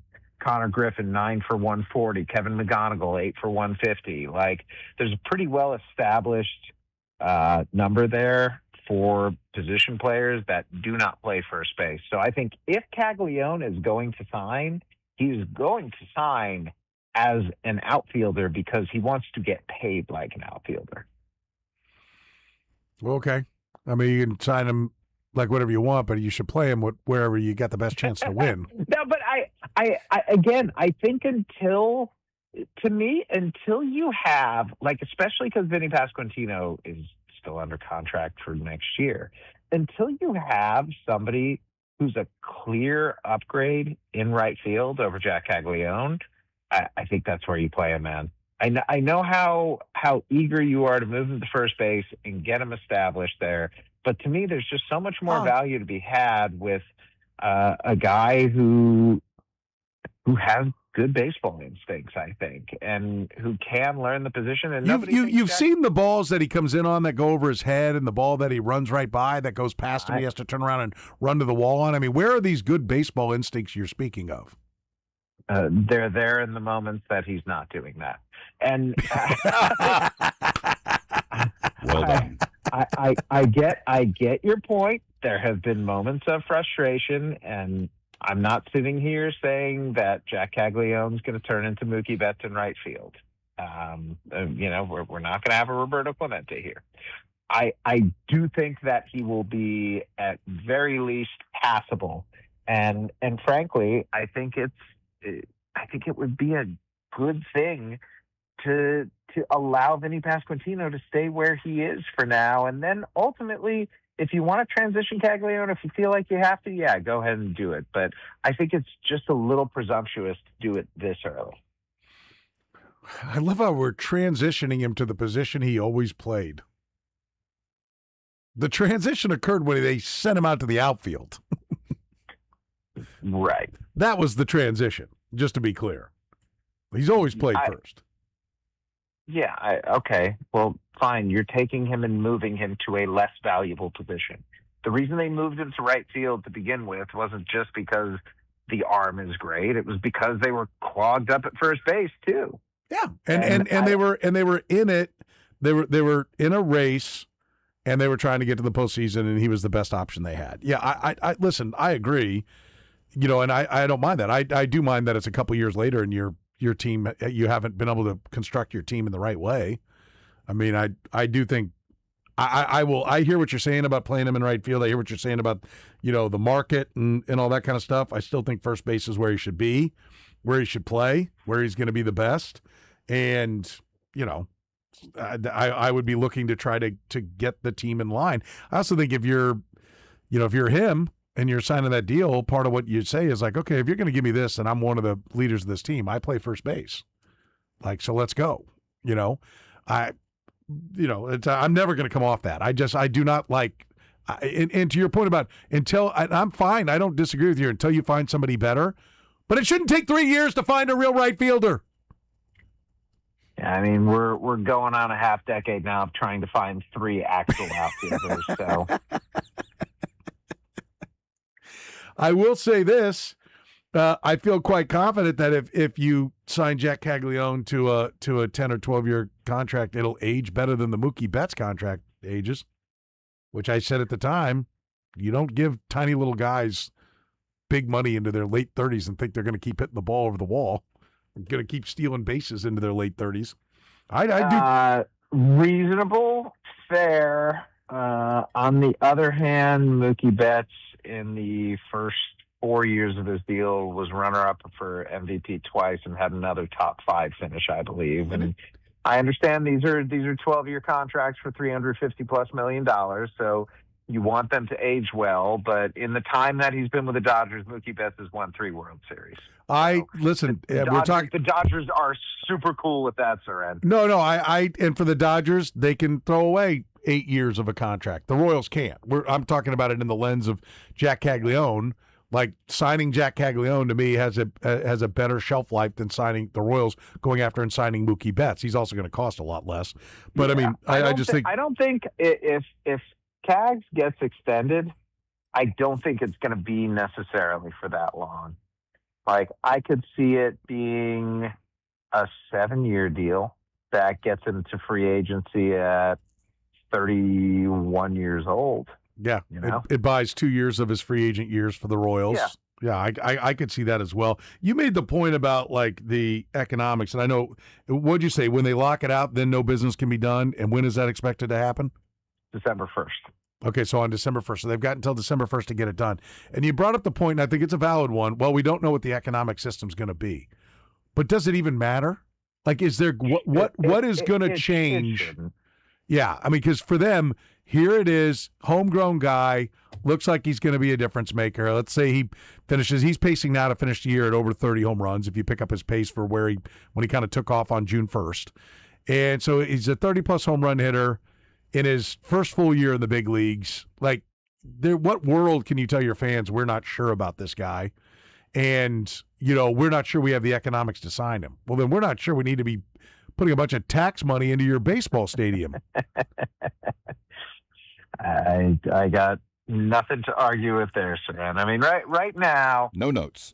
If we just look at what the Royals have going forward, they have Bobby Witt signed, opt-out accepted through 2034.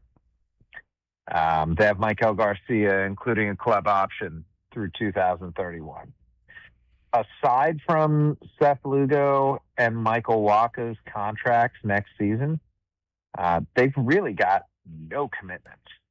And yes, Vinny Pasquantino is not a free agent until after 2028. Salvador Perez is a free agent after next season. Carlos Estevez is I'm certain going to be let go at this point. Jonathan India is going. Like, the Royals have money to spend. They have the ability to do this, and frankly, I don't think you limit it to Jack Caglione. I think you sign Carter Jensen too. Carter Jensen, Jack Caglione seems to be,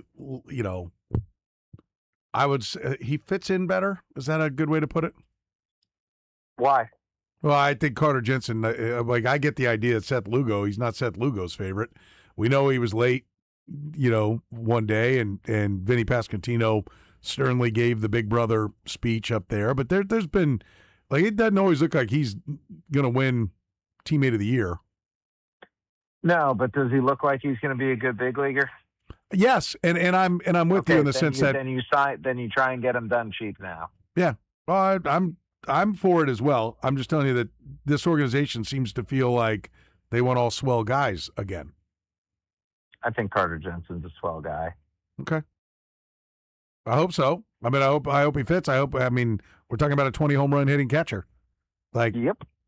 That once he really figures it out, should be a high on base guy as well. I mean, Carter Jensen, Seren, is what you always wanted MJ Melendez to be. That's right.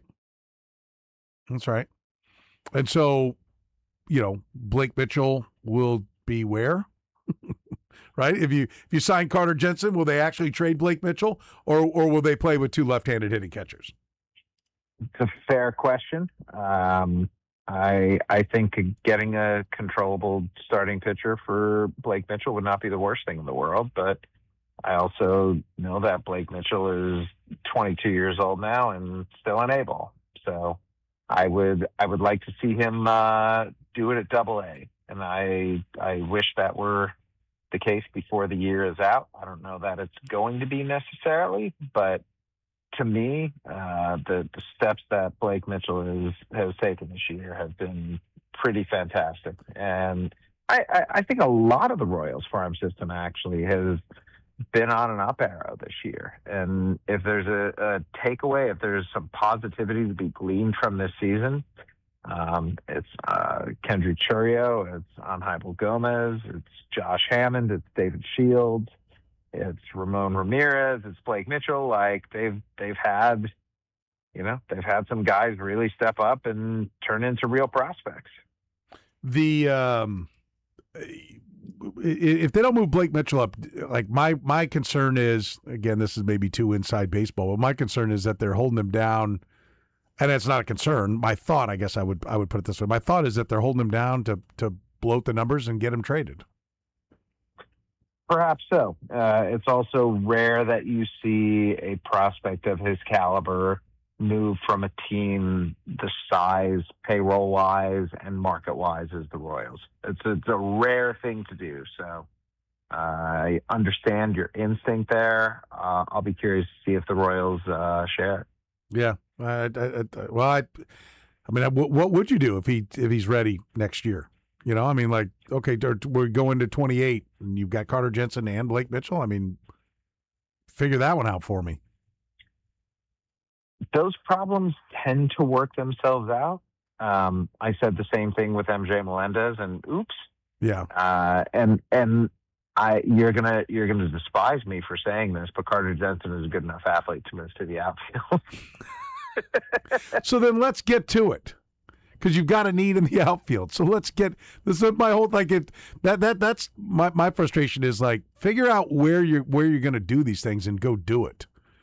You know, like Well, so I don't think Salvador Perez is an everyday catcher for this year and next year, and I don't anticipate Blake Mitchell is going to make the high A to big league jump. So I see your point.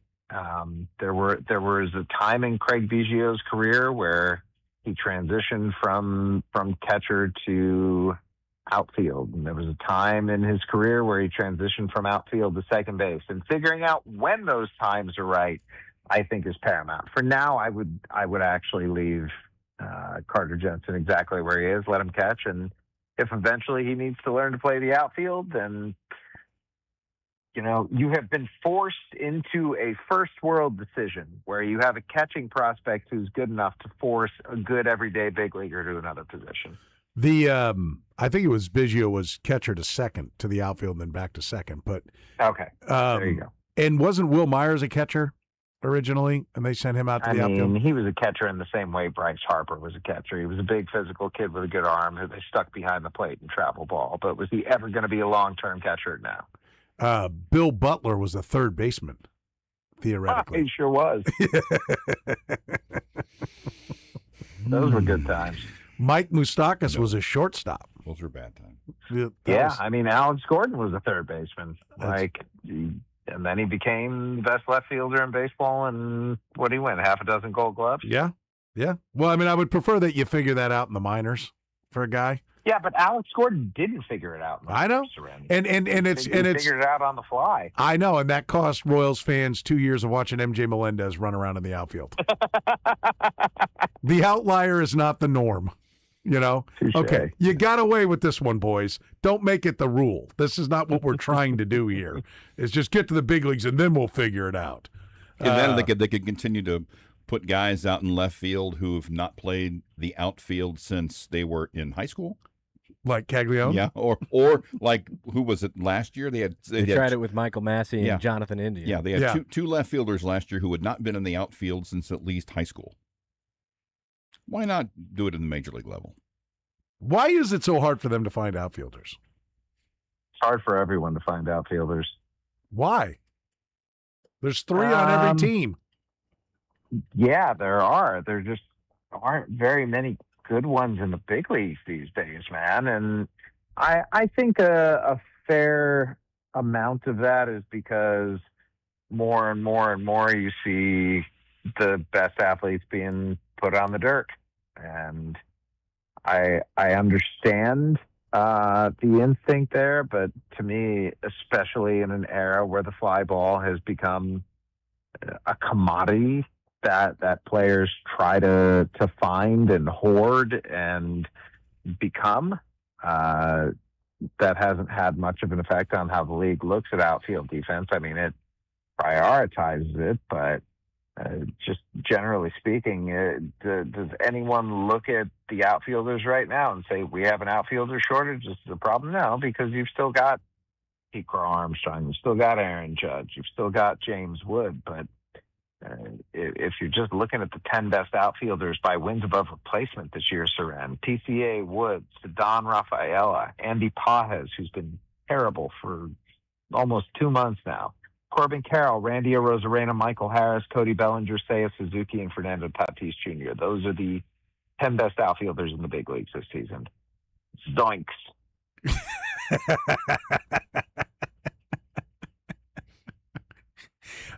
I get it. We were talking about fullbacks, like the Chiefs playing with a fullback. Like nobody in college has a fullback. So I understand why it's hard for NFL teams to find a fullback, but they're playing outfield at all levels. Yeah. I just ran a stat head search, years with a number of outfielders who qualified for the batting title with an 800 OPS. Last year there were 18. 24 there were 13. Just go back to 2012 there were 35. There were 42 in 2003. Now you're getting to the steroid era, but even before that there were 40 in 95. 41 in 1987. The numbers just have been falling off. For the last 5 years, there have been fewer than 20. And you think it's the other year was 20. 5 straight years they've had fewer than 20. And by the way, this is not just an outfield issue. This is especially a right-handed hitting outfield issue. Because if you look at the right-handed hitting outfielders in baseball this season, the best one, at least by Fangraphs, has been Ceddanne Rafaela, who's got an OPS of under 800. Andy Pages, in terms of WAR, is second, OPS under 800. Randy Arozarena, Seiya Suzuki, Fernando Tatis Jr., Mike Trout, Jordan Walker, Jackson Chourio, Julio Rodriguez. 10th on the list is Mauricio Dubon, who's played as much shortstop this year as he has outfield. It is a grim state of affairs, Seren. Yeah, there are only 16 qualified right-handed hitting outfielders in baseball this year. 16. That's one every 2 teams. Wild. What? That's insane. I mean, like, I get it. Okay, if you can play in the dirt's more valuable. Like, that adage has been around for a long time. Prove you can't play in the dirt before we send you out there. I do understand that, but I mean, is this a kids aren't playing baseball type of issue as well? I don't think so, because look, we have great talent suffused into the game every year. Like, there are guys who are coming, and I think there's a chance that this next generation is going to be very interesting. It is very Latin America heavy. Josue DePaula, probably the best outfield prospect in baseball right now. Eduardo Quintero as well. Guess what? They're both with the Dodgers. Edward Florentino, Josh Baez has been very interesting, but domestically, Theo Gillen was a shortstop in high school in Austin, Texas, who got converted to center field. Mike Sirota, always been an outfielder. Max Clark, because he's a left-handed thrower, has been an outfielder. Walker Jenkins, because he's a left-handed thrower, has been an outfielder.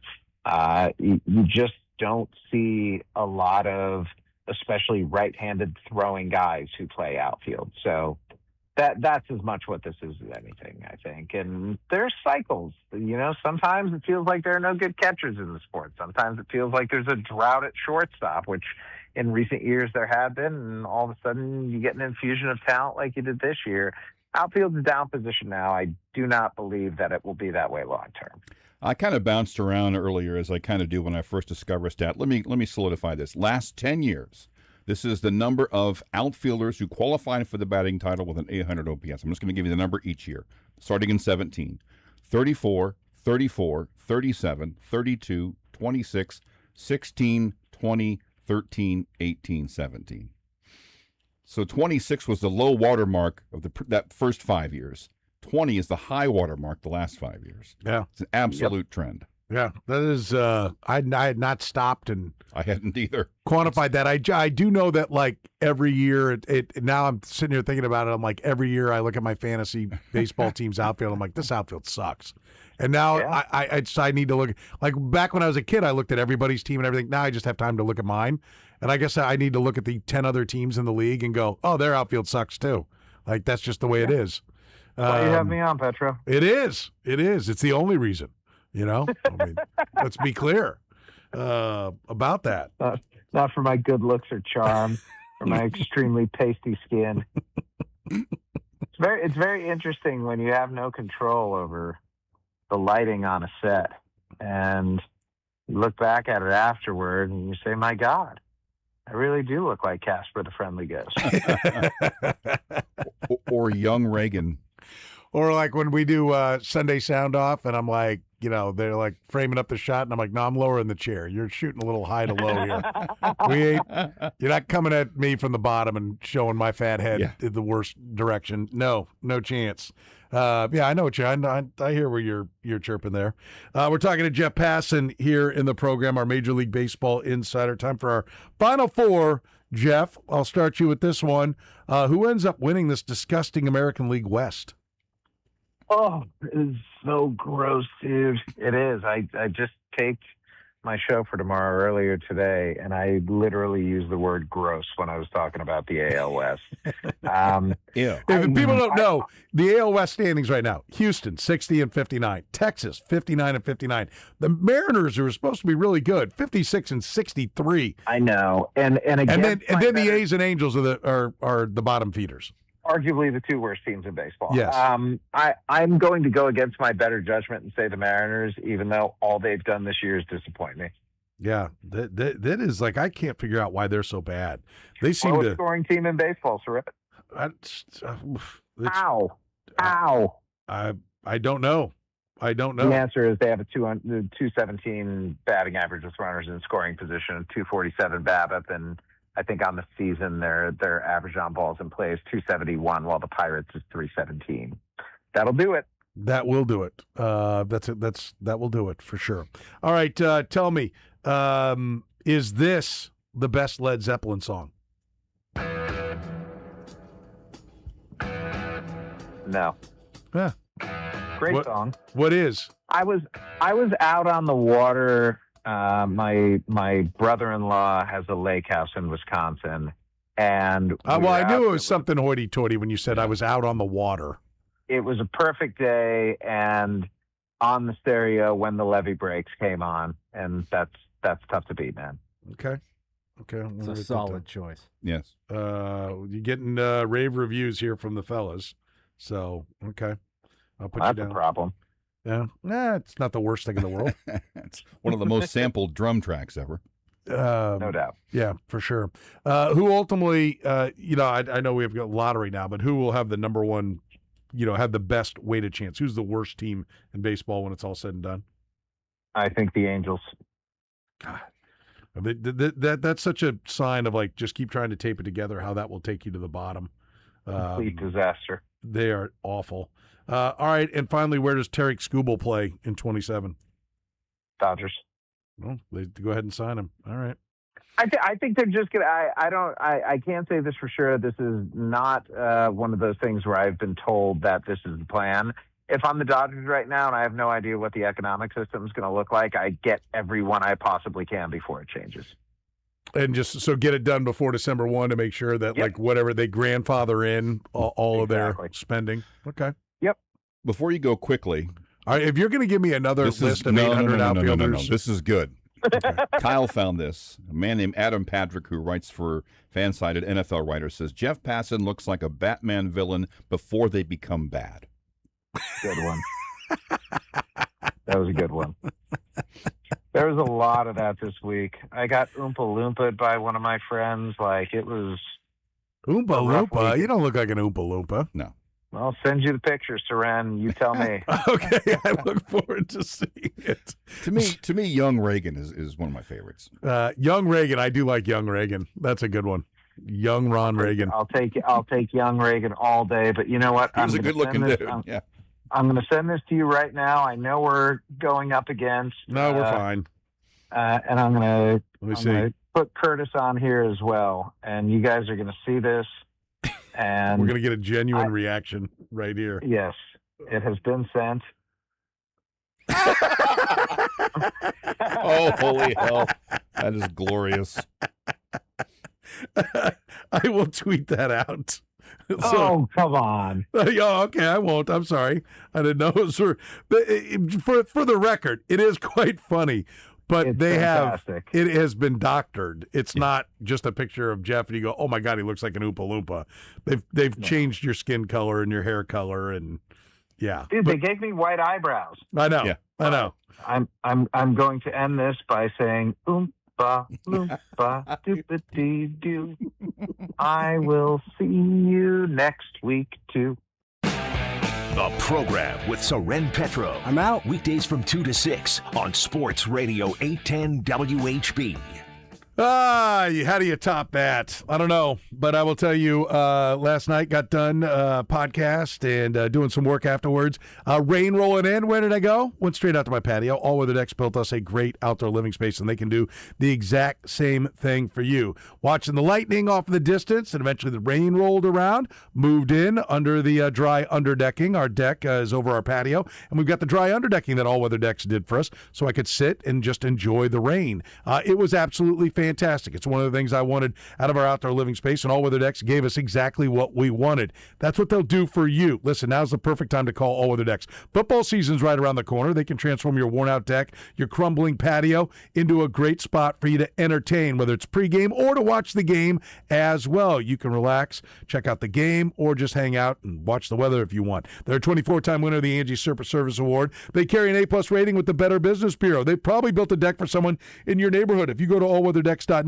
you can look at that map link, see where they've done jobs all over the metro, hundreds, if not thousands of pins where they've done jobs all around Kansas City and even beyond. Multiple crews working all over the metro means they can start your project sooner. In fact, once they have the permits, they're ready to go. It's about 6 or 7 weeks. Then that crew will be there. They'll work on your job, finish your job. They start it sooner, finish it faster. Most importantly, they build it better. That's why they've won all those awards. Call 913-206-1974. Tell Cass and the guys you heard about it right here on the program. Tell them you heard that Petro said this is what you need to do if you want the ultimate setup for this fall. You call All Weather Decks at 913-206-1974. Locally owned and operated for more than 15 years, they're Kansas City's best at building outdoor living spaces. So call All Weather Decks today, 913-206-1974. Check out that website. It's allweatherdecks.net and relax.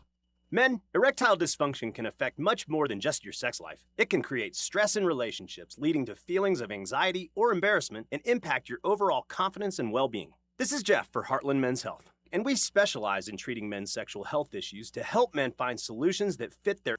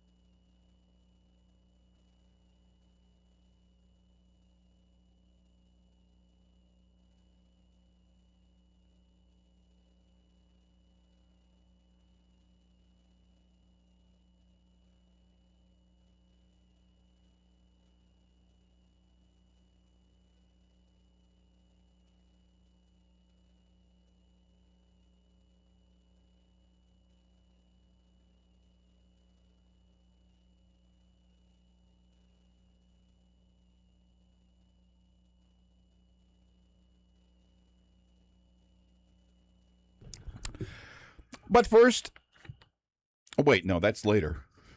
Go ahead. I'll do it later. No, do it now. I'll do it now. LaFetta Delicatessen into the hour answer. That's funny. It's Shohei Ohtani holds the Dodgers single-season home run record. Whose record did he break? Steroid era guy, right? Yes. Sean Green. 49 in 2001. What was the first answer? I forgot to write that down. First answer was, Carlos Carson. Oh, that's right. I knew it so easily, I didn't even think about writing it down. Mm-hmm. Carlos Carson. Today's answers: Carlos Carson, Jose Offerman, and Tim Belcher, and Sean Green. Not what I thought I'd do today. Well, but it is what you did. Dodgers, Royals playing the Dodgers, it's a rarity. Yeah. Thought about like how many times have they both been in the LCS at the same in the same year? They've never met in the World Series, but it was only 3 times. So I've wanted the Royals Dodgers World Series since I was a kid. So it could look like the same team was playing as an inter-squad match. Look kind of cool. I think it'd be cool looking. Basically, one uniform kind of pattern off the other, but home and road. I think it'd look kind of cool with 2 stadiums. But let's hear from Andy Reid. I don't share your interest in that personally, but don't need you to. Yeah, no, it's good. March to your own drum. Eric Bieniemy's back. Andy Reid was happy to have the OC back on the field. Yeah, it was great to have him back out there. Everybody was glad to see him. I think once you start going, then you're going. It's a little bit like a game. It's once you're in the game, you're in the game. But he always brings great energy. It's in the game. It's in the game. It's in the game. I think they used to say, right? EA Sports. It's in the game. That's what it kind of felt like. Yeah. A little bit there. Same. EB's back. EB Sports.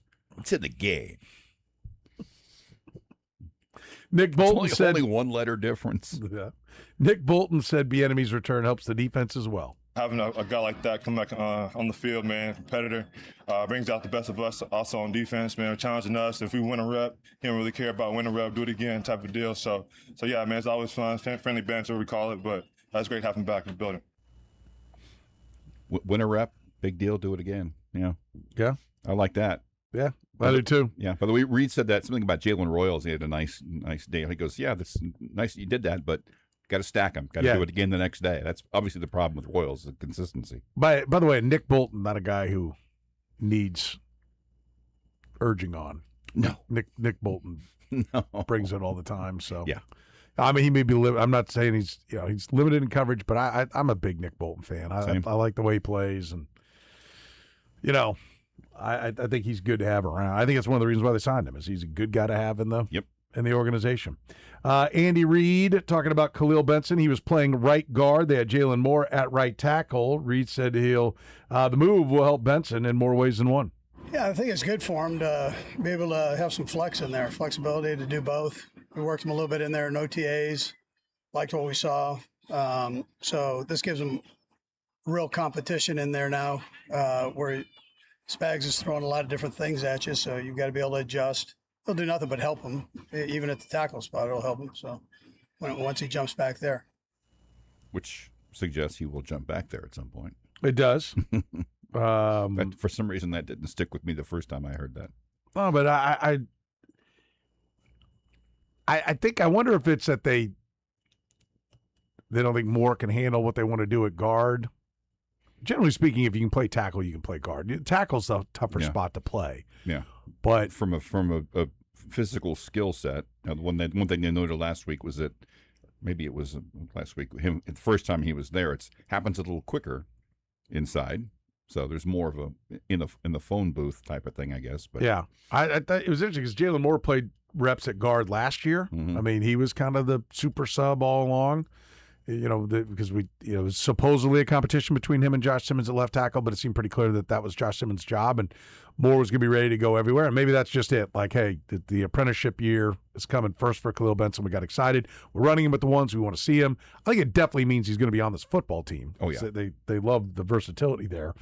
Kingsley Suamatias settling in for his second year at left guard. He was asked if he's more comfortable this second year. For sure. I think my main thing this offseason was just being extra conditioned so I could be able to run down the field and just make the plays I need to make for my teammates. So, yeah, obviously my rookie year didn't go as planned, but I never, doubted myself and my abilities.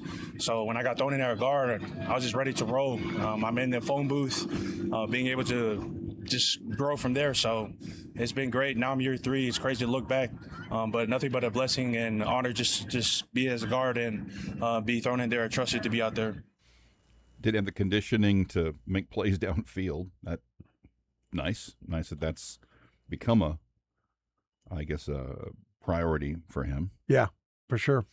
Going up against Peter Woods, a guy that a lot of people are raving about, the second first-round pick from the Chiefs. Sumatia was asked what it's like working against Woods. Peter's a dog, man. He has a high motor, very strong, but he's very twitchy at his size. So you got to be able to just be square with him.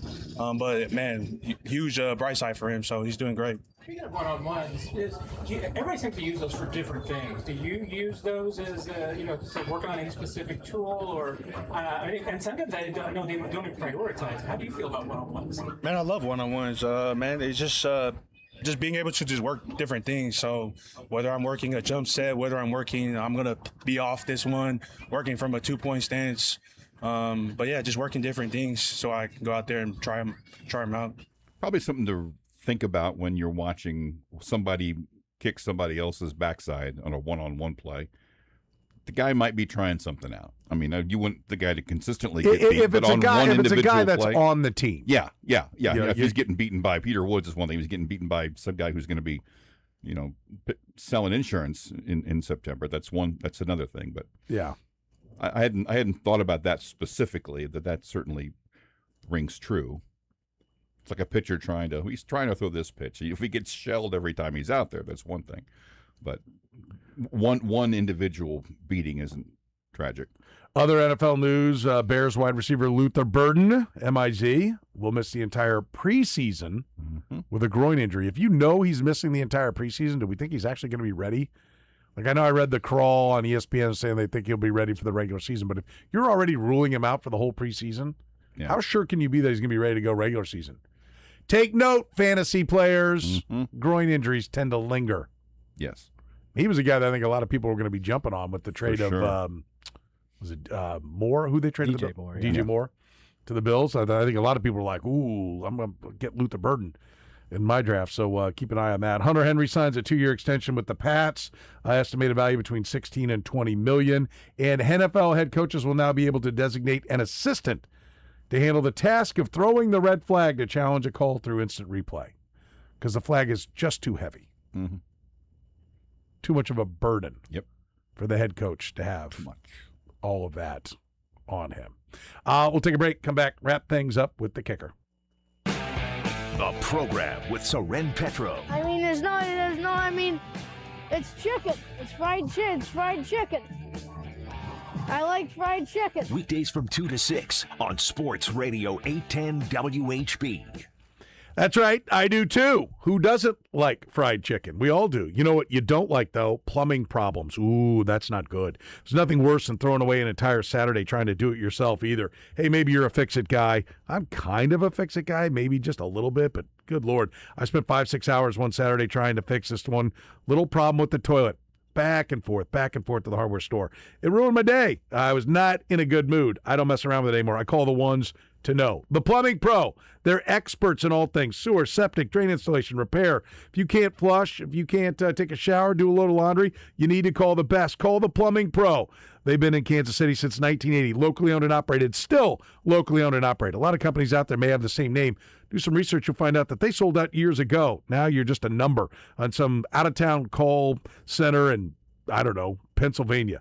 This is locally owned and operated. The Plumbing Pro is Kansas City's best, no matter what it is. No matter how difficult the job is, they can help you out. So call the Plumbing Pro at 816-763-8200. Don't have a problem now? Put it in your phone, 816-763-8200, or look them up online, theplumbingpro.com. Remember, theplumbingpro.com.